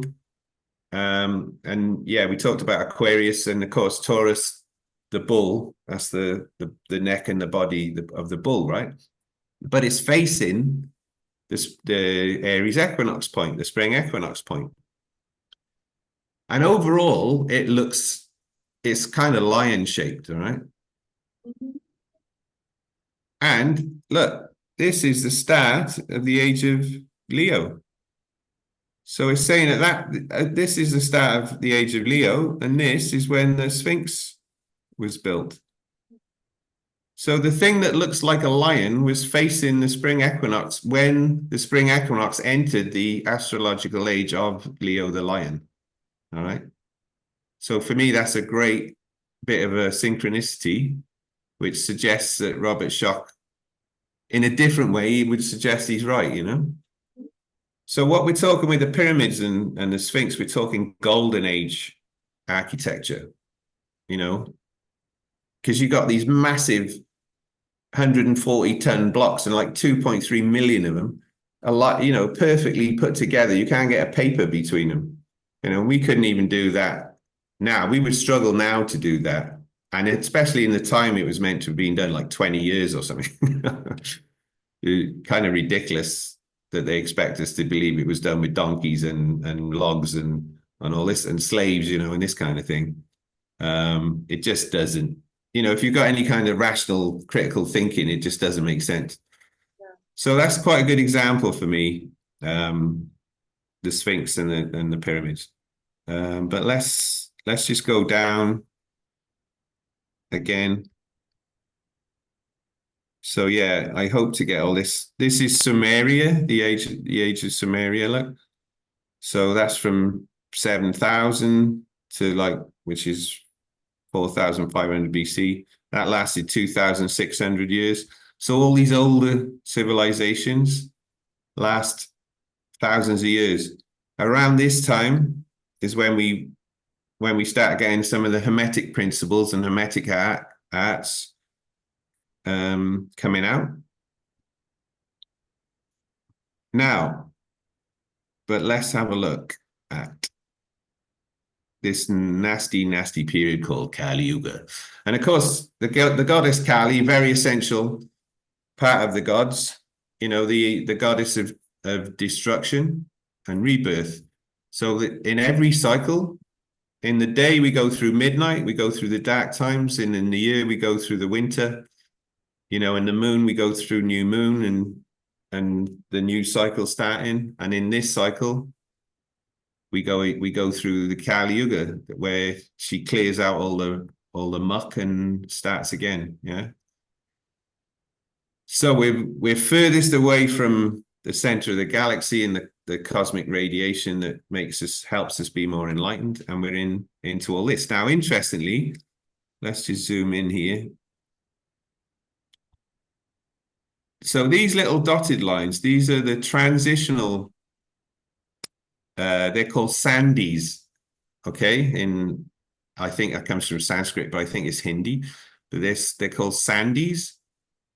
And you get a transition out of the Yuga before and a transition in to the new one. So you get 100 years, because Kali Yuga is a 10th, you get 100 years out and 100 years in. But Dwapara is 20%, so you get 200 years out of there into this one, and you get another 200 years here going this way, and you get 300 years for the Silver Age and 400 years for the Golden Age, right? So if we look at when the transition to Kali Yuga started, it's here, like 9. This cusp here is 700 BC, 10,800, but it started transitioning 200 years before that, so from 900 BC. Now that is the time that Judaism was written down by the Levite priests, okay? So it was developed and written down then. So Judaism is a Kali Yuga construct, okay? And then, of course, you got Christianity. This is year 0 in the Gregorian calendar. This is the alleged age of Jesus that they backdated everything to. And that's right in the middle of Kali Yuga descending, all right?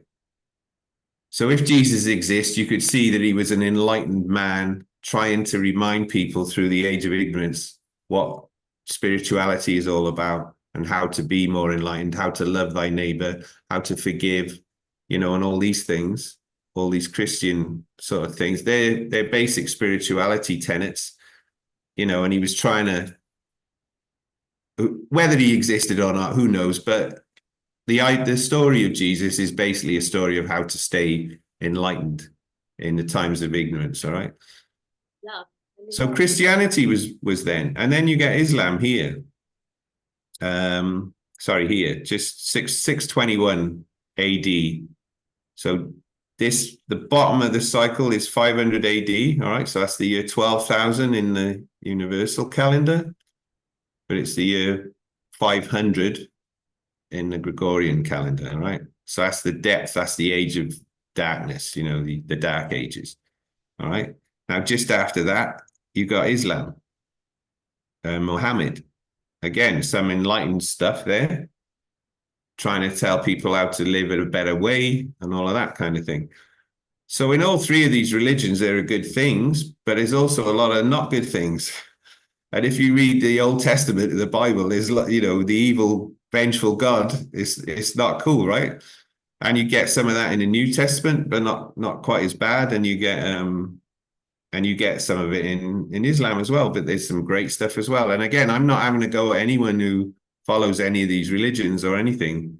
All I'm saying is they were all passed on to us during Kali Yuga. So we need to put a big caution stamp on there, because there will be some enlightened stuff in there, but there'll also be a lot of not enlightened and disinformation as well, which is why I think if you read the Bible, for example, it's so contradictory. And it goes, you know, it goes from really bad things to really good things and back again. So for me, this is why, you know, because it's the enlightenment, the consciousness level of the people who wrote these things down was really base, you know. So I guess they did the best they could. Now, during this age, there are still enlightened people, but there's much less of them. And if they know about this cycle, they tend to run away to the hills and live in a cave for a few thousand years, you know, until all the shit blows over. I know, and that's happened as well. And we see like Tibetan monks and things like that, you know, we can hear about that. So here, look, 325 AD. This is the Council of Nicaea, when they basically developed Christianity as we know it now, and the Roman Empire adopted Christianity as the official religion of the Roman Empire, and therefore spread it to all the countries that the Roman Empire controlled. You know, and that's all Kali Yuga stuff, right? So this is, I know it's in pencil, but hopefully you can see Greece. This is Greece, look, 1,000 years. And the whole of the Roman Empire is all Kali Yuga descending, age of ignorance. So it's about, let's take over the world as we know it, right? And tell everyone to follow Christianity and to live like we want them to live, you know, not to let them be free and live how they want to live. All Kali Yuga. And the Ottoman Empire, now Kali Yuga ascending, this is only this little bit here. And the Byzantine Empire is this bit, all Kali Yuga. And the British Empire is this tiny little bit, 350 years, which is that bit there. All right. So the British Empire was all during the transition out of Kali Yuga into Dwapara Yuga. And this cusp here, the year 13,200, which is 1700 in the Gregorian, that is literally called the Renaissance period, yeah? Even in our official history, it's the Renaissance. So they're talking about the reawakening, right? And there you go, right at the end of Kali Yuga, the reawakening. People starting to wake up from the party. Litmus, where does Buddhism fit on this calendar? On this? That's Buddhism is back here somewhere. It's, no, it's 2,500 BC, I think. No, hang on. The year number now in Buddhism is about 2,500. So it's going to be just around here somewhere. So even Buddhism is Kali Yuga. Yeah, which its whole ethos is around consciousness. Right. So what Buddha, if you look at the story of Siddhartha and the Buddha, right, he's basically talking, I think he was a priest in a royal, not priest, sorry, a prince in a royal household, right? But he realized that, you know, money and buildings and fancy clothes and that don't make you happy, right?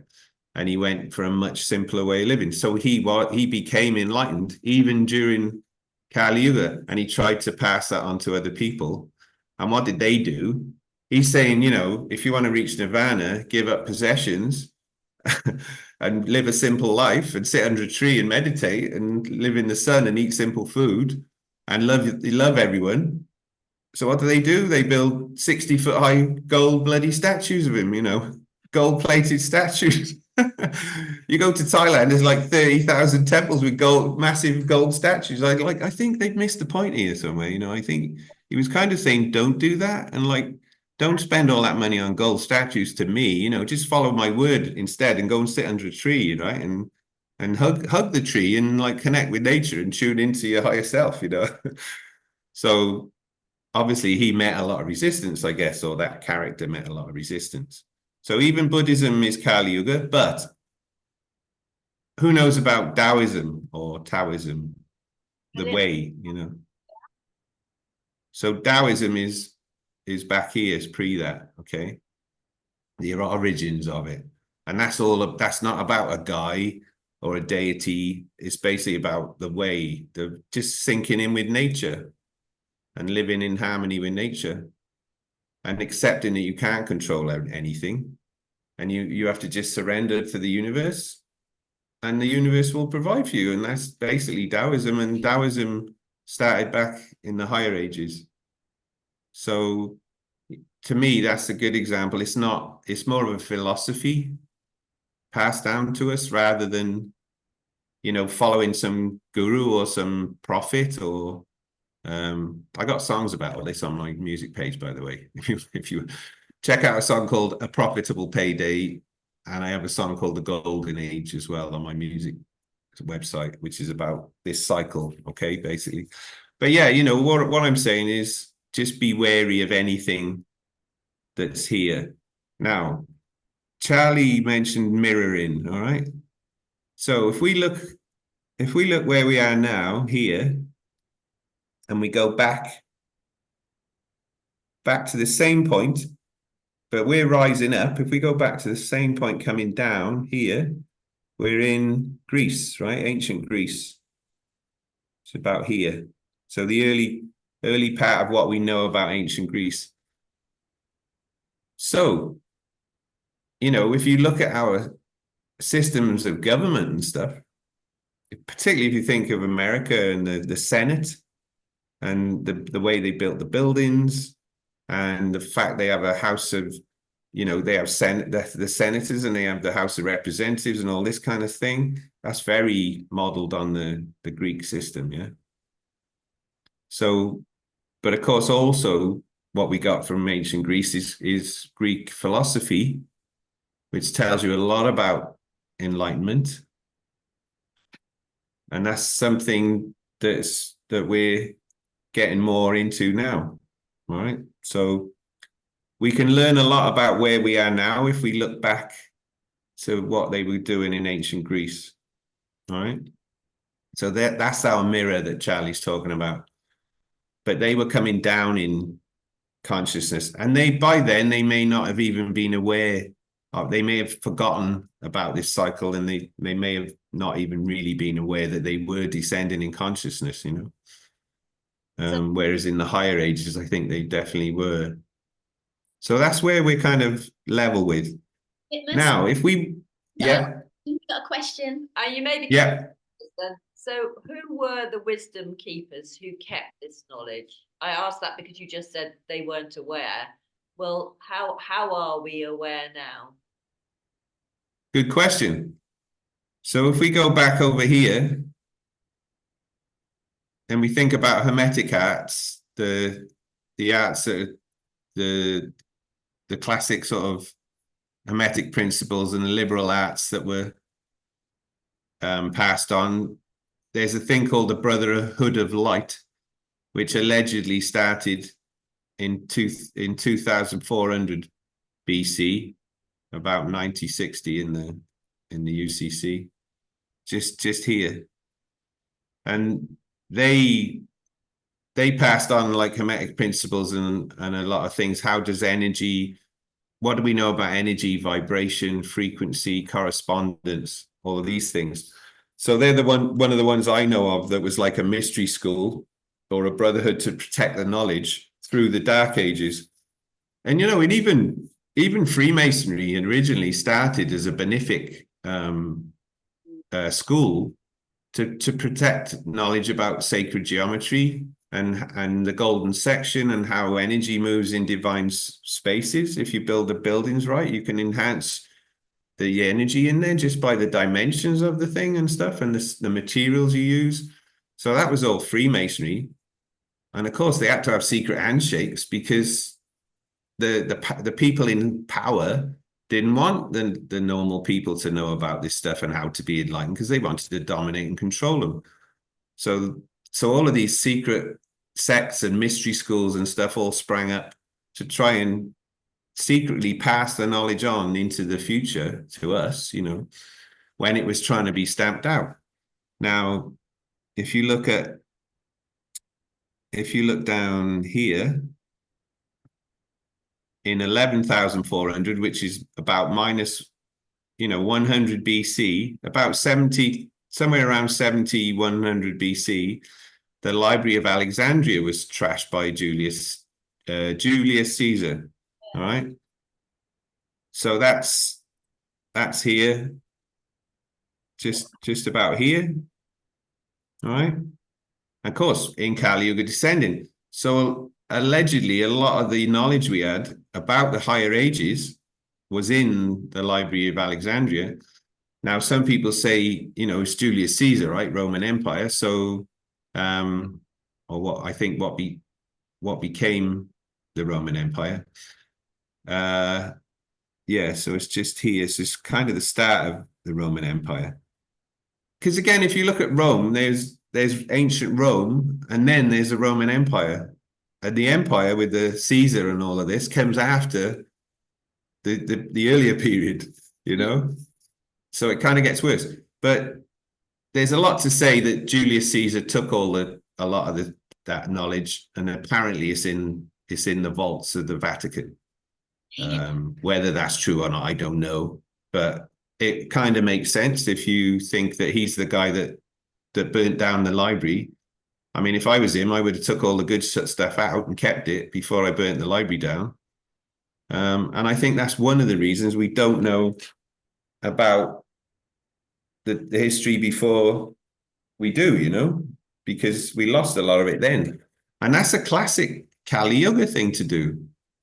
I'm going to keep all the knowledge for me and maintain my hegemony and my domination, and I'm going to not tell anyone else about it.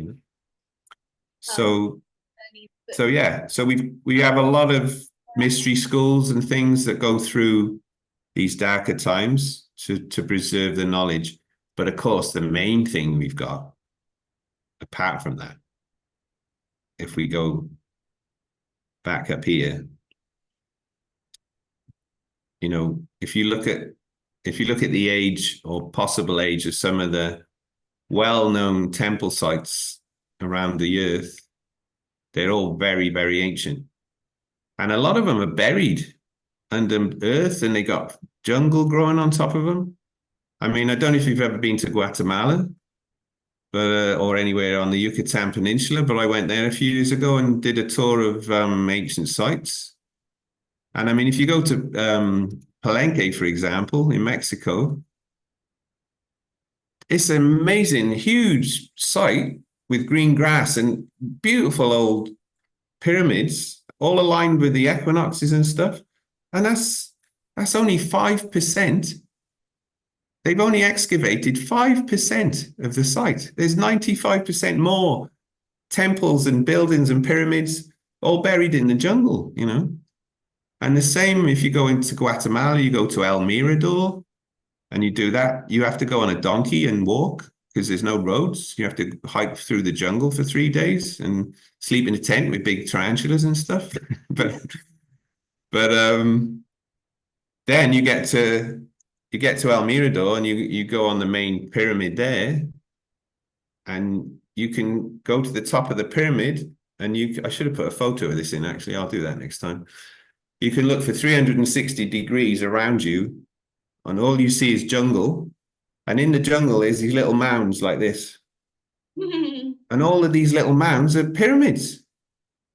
And they've only excavated one. And there's a huge city with like 20-meter wide marble causeways, roads, all buried under the jungle. And they've identified that with satellite imagery and stuff. So, you know, there's so much stuff there that we haven't even dug up yet. And it's all higher age stuff.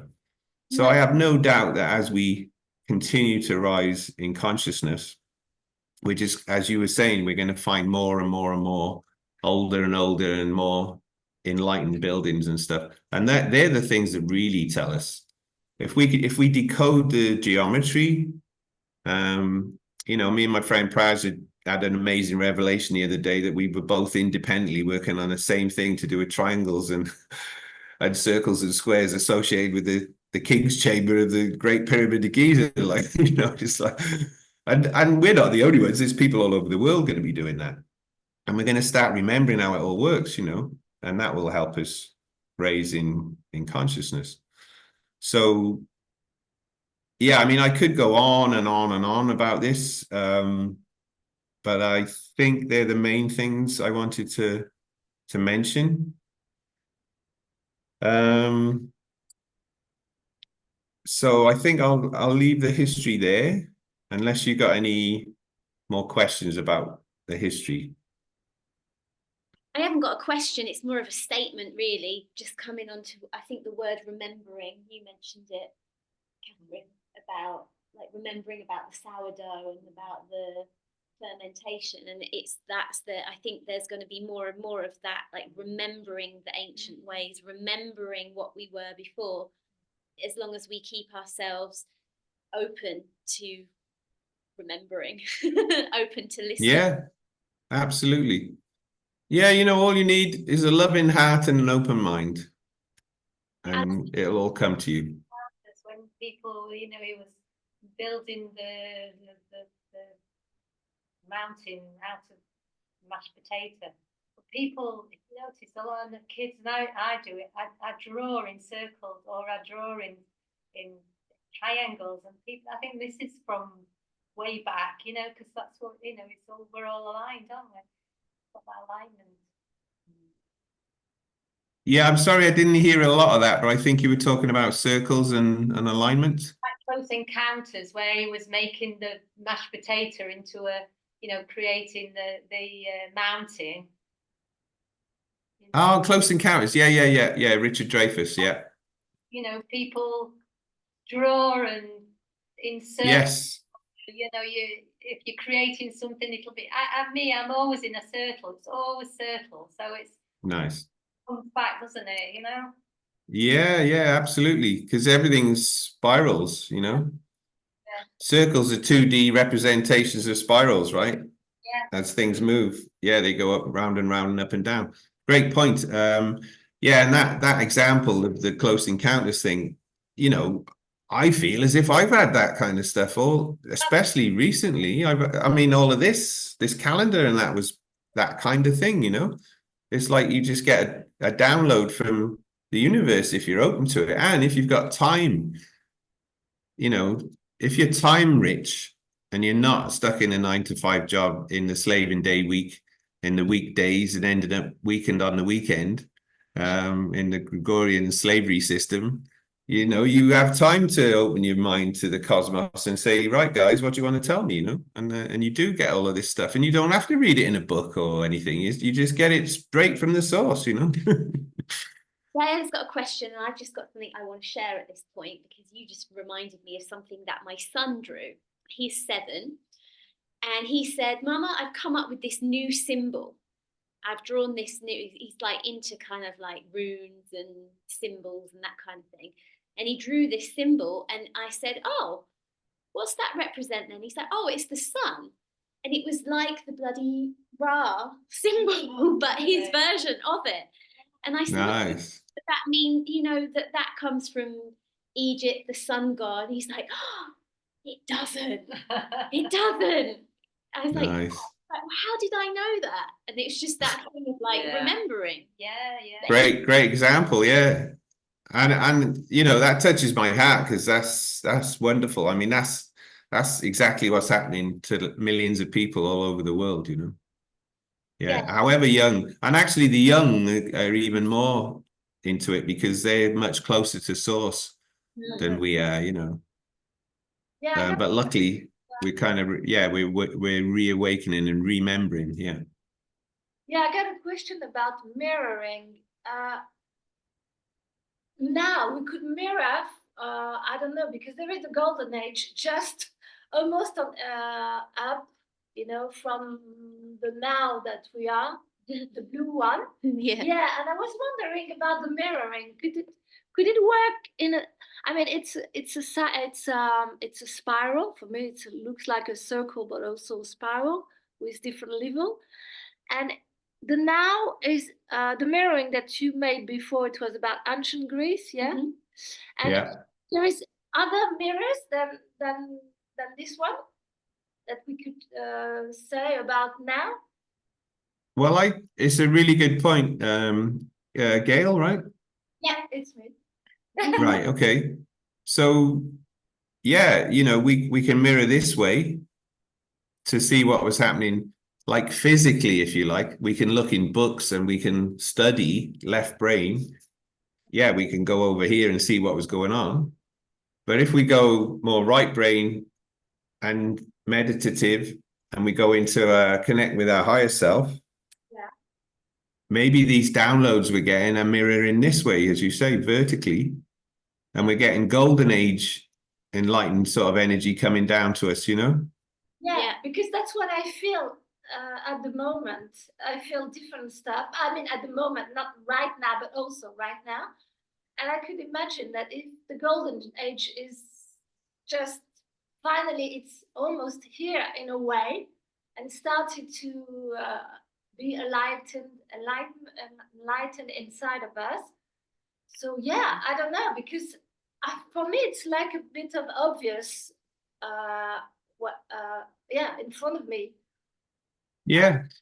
It's a great point. And this is why I love sharing what I've learned so far and doing wisdom workouts, because somebody always gives me back something that I hadn't thought of myself. And you've just did it there. So I never even thought of mirroring this way.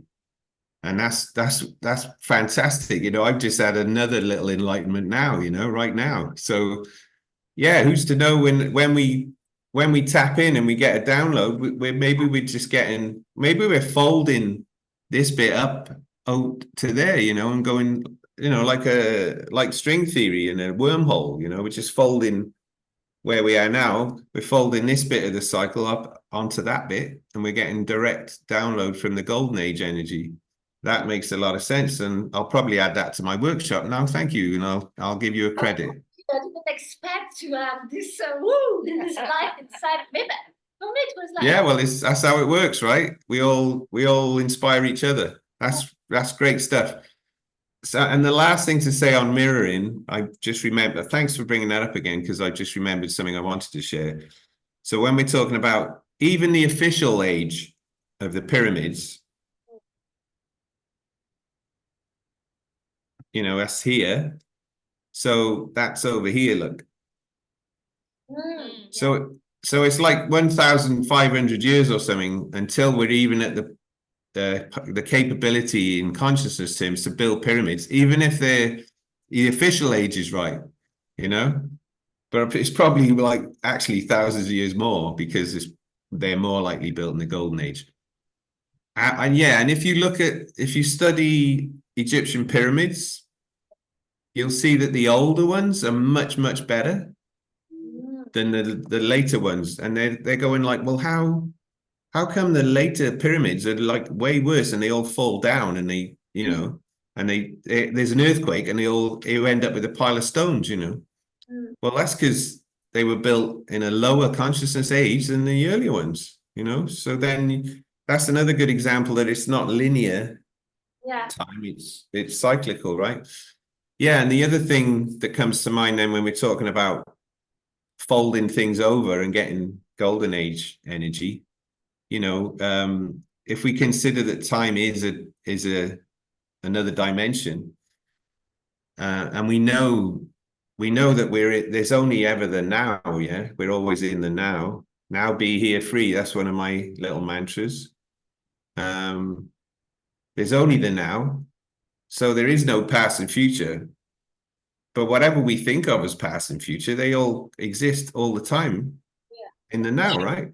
So the same thing maybe with these ages and yugas, you know, because even in Kali Yuga, there are still people or beings with golden age consciousness.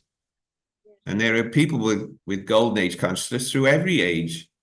And maybe there's even some people with Kali Yuga mentality even in the golden age, you know?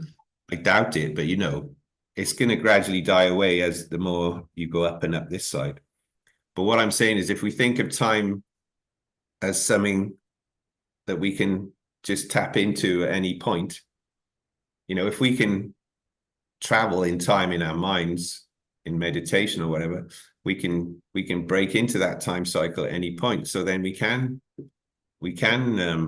experience golden age energy, you know, or silver age or whatever it is, you know.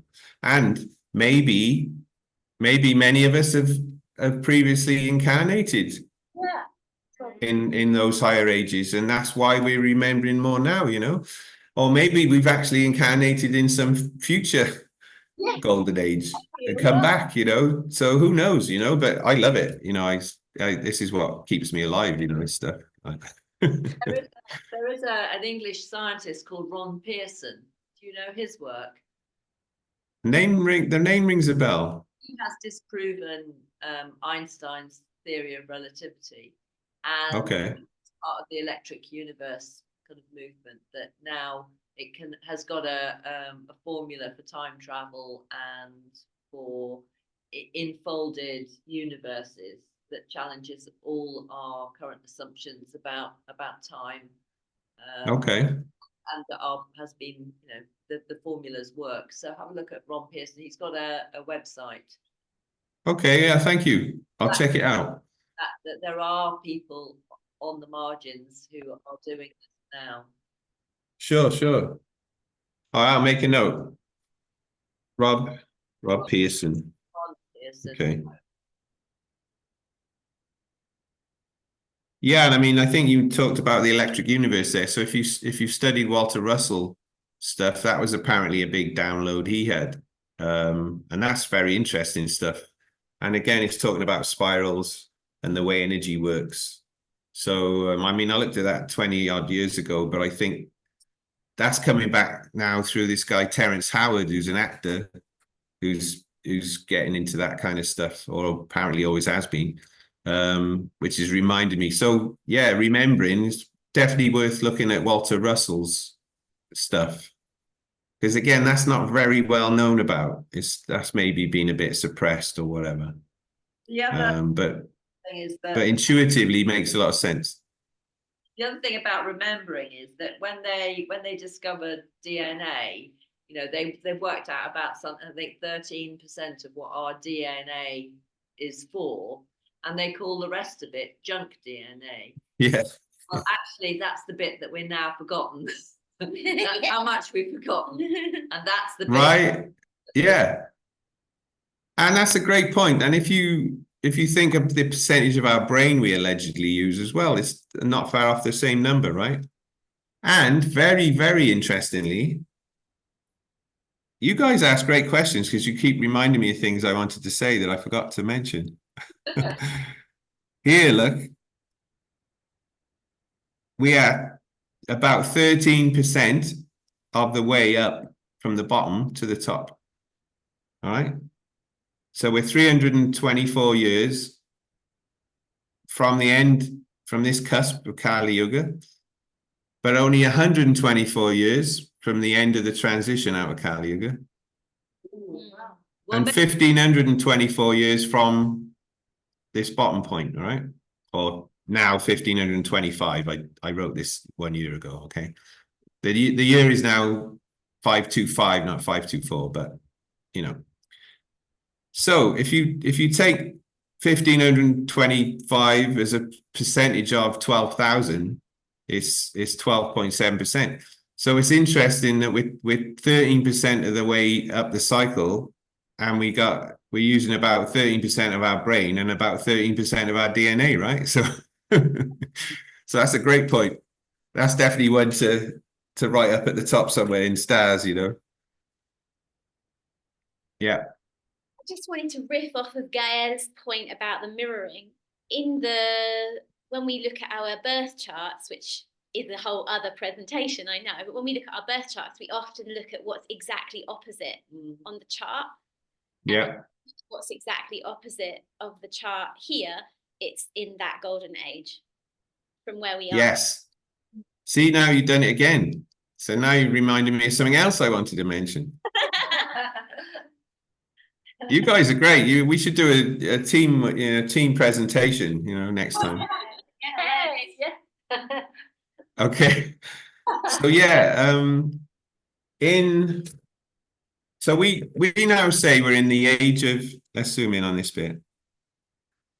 We're in the astrological age of Pisces, yeah, because the spring equinox is in the stars of sidereal Pisces in the zodiac, okay? So here, but in this book, they use the autumn equinox, so the Libra equinox, as their reference point. So in here, he talks about all the ages being opposite, as you just said, Charlie. So actually, what we call the age of Pisces, and the reason I put Virgo in brackets there is for this reason. So we shouldn't really think of zodiac signs as singular things. They go in pairs, as you say. So Aries goes with Libra, and Taurus goes with Scorpio, and so on. And the same with the astrological ages. So really, we're in the age of Pisces Virgo, or Virgo Pisces. Because if we use the Libra equinox as the reference rather than the Aries equinox, this would say Virgo. And then over here, we'd have Pisces. All right, but we're using the Aries equinox as our reference. So we call this Virgo, and the opposite one Pisces, but it can easily be the other way around, okay?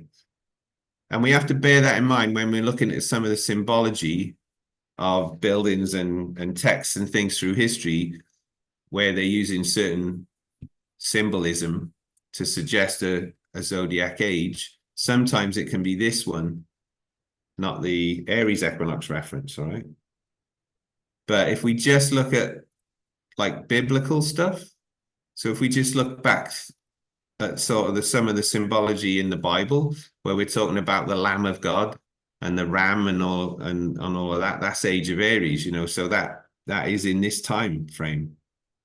And when we're talking about the bull and bull symbolism, we are talking about this period of history, In the Argonauts, there was the golden fleece, and that also fits into that time frame.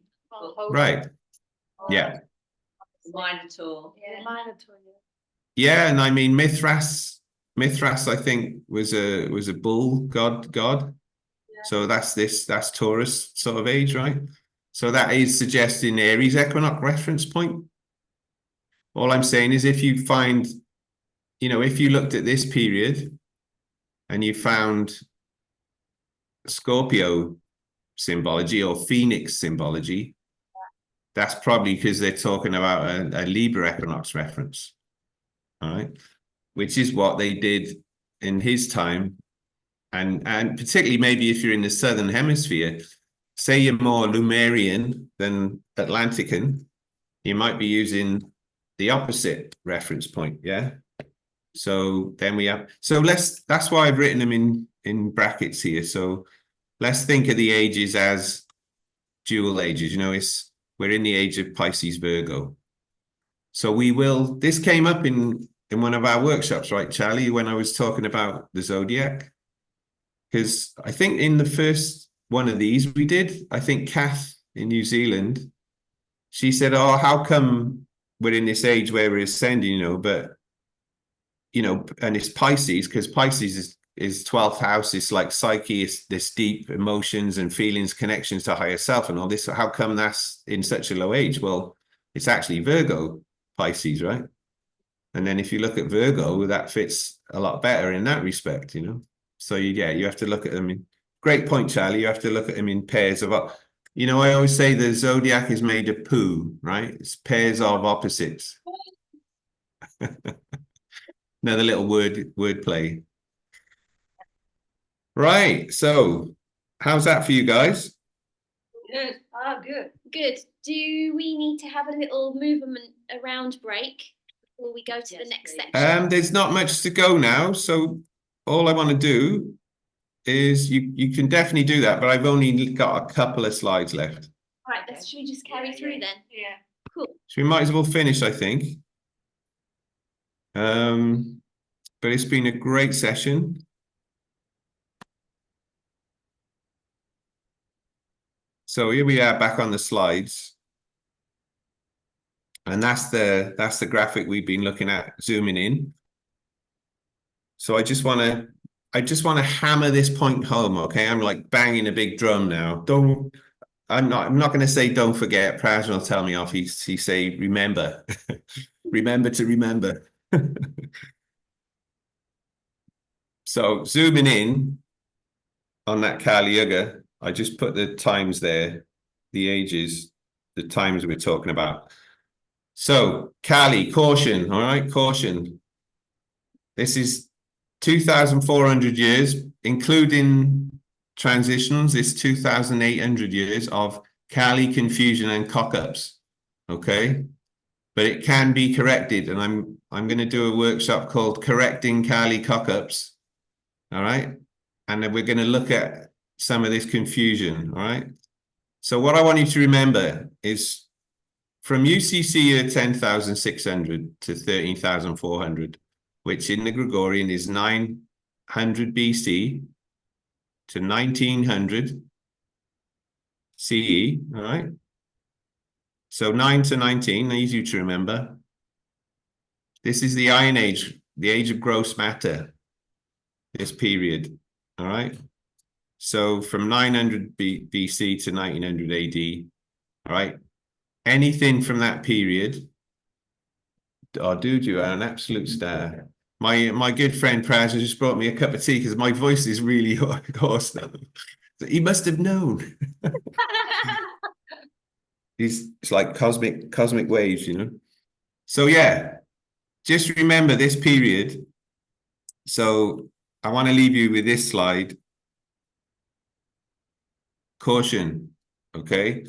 If you come across any information, texts, anything between 900 BC and 1900 CE, particularly, just put a big stamp on it and say, treat with caution, because there will be some good stuff in there, but there'll also possibly highly likely to be a lot of shit as well, okay? And that's going to mislead you and confuse you and lead you off the scent, off the path. So if you don't remember anything else about today, just remember that and bear that in mind when you're doing your researches and your studies. All right. And then that will help you keep elevating your ascending consciousness. All right. And that's it. That's the end. Thank you. Thank you. Thank you so much. Okay, so maybe I go back. I'll just stop sharing now.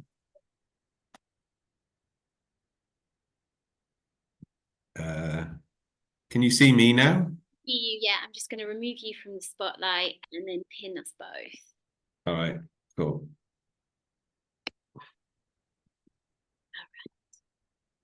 You're in this too. Good, great stuff. Wow, thank you so much, Litmus. That was No, amazing. my pleasure. I'm guessing that time period, that 900 BC to 1900, includes all legal statutes. Yeah, I mean, it's a good point again. The system that's still in place in the Smegorian control system, as I call it, That's all from Roman Empire. So we inherited not only their calendar and their religion, but also their legal system, their system of contracts, merchant contract law, statutes and encoded laws and all of that stuff. Yeah, absolutely. Yeah. So again, we don't need all that, you know.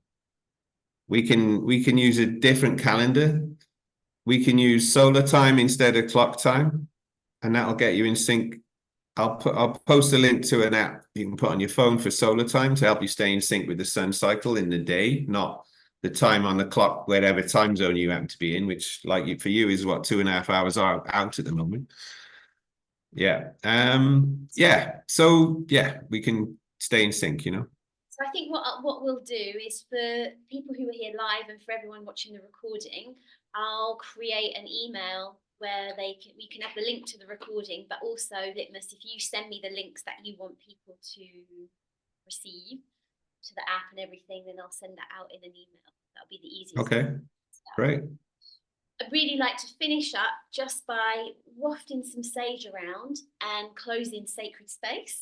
Yeah, sure. Please do. After party if we want.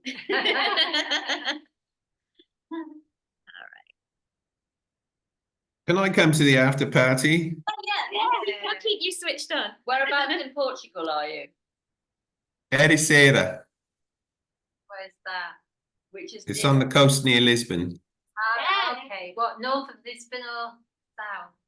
Just slightly north of Lisbon, Don't tell on the them west coast, yeah. way down. We will. What's that, sorry? Don't tell them too much. They'll be knocking on your door. Oh, that's true. You'll have to edit this bit out, yeah.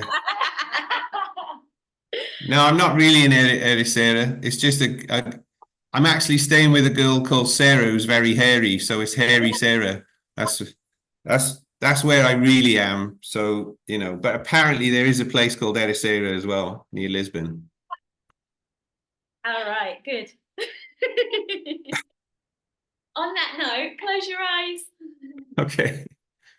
Close your eyes, but keep a smile on your face. All right. Start to breathe deeply. Breathe in a way where you can soak up all that information that you just received through your eyes, through your ears, but also through your fascia, your tissue. Our bodies are constantly receiving information. If we open up to it, we can benefit hugely.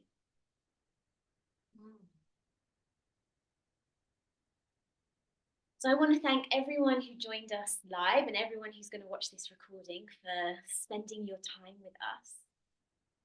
And thank you so much to all the directions, the elements that joined us, the ancestors, the originators or the original beings on this land, these lands that we find ourselves on today.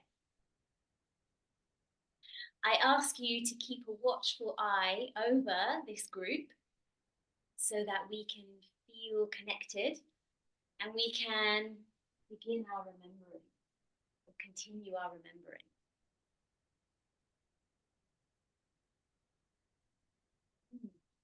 Thank you, Litmus, for your time and your energy and your brilliance.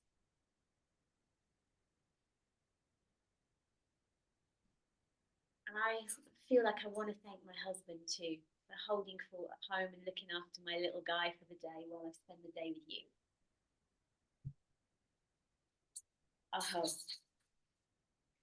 So for me, this ceremony is finished in beauty. Thank you. And thank you, Charlie, for setting all this up and hosting and having such great energy.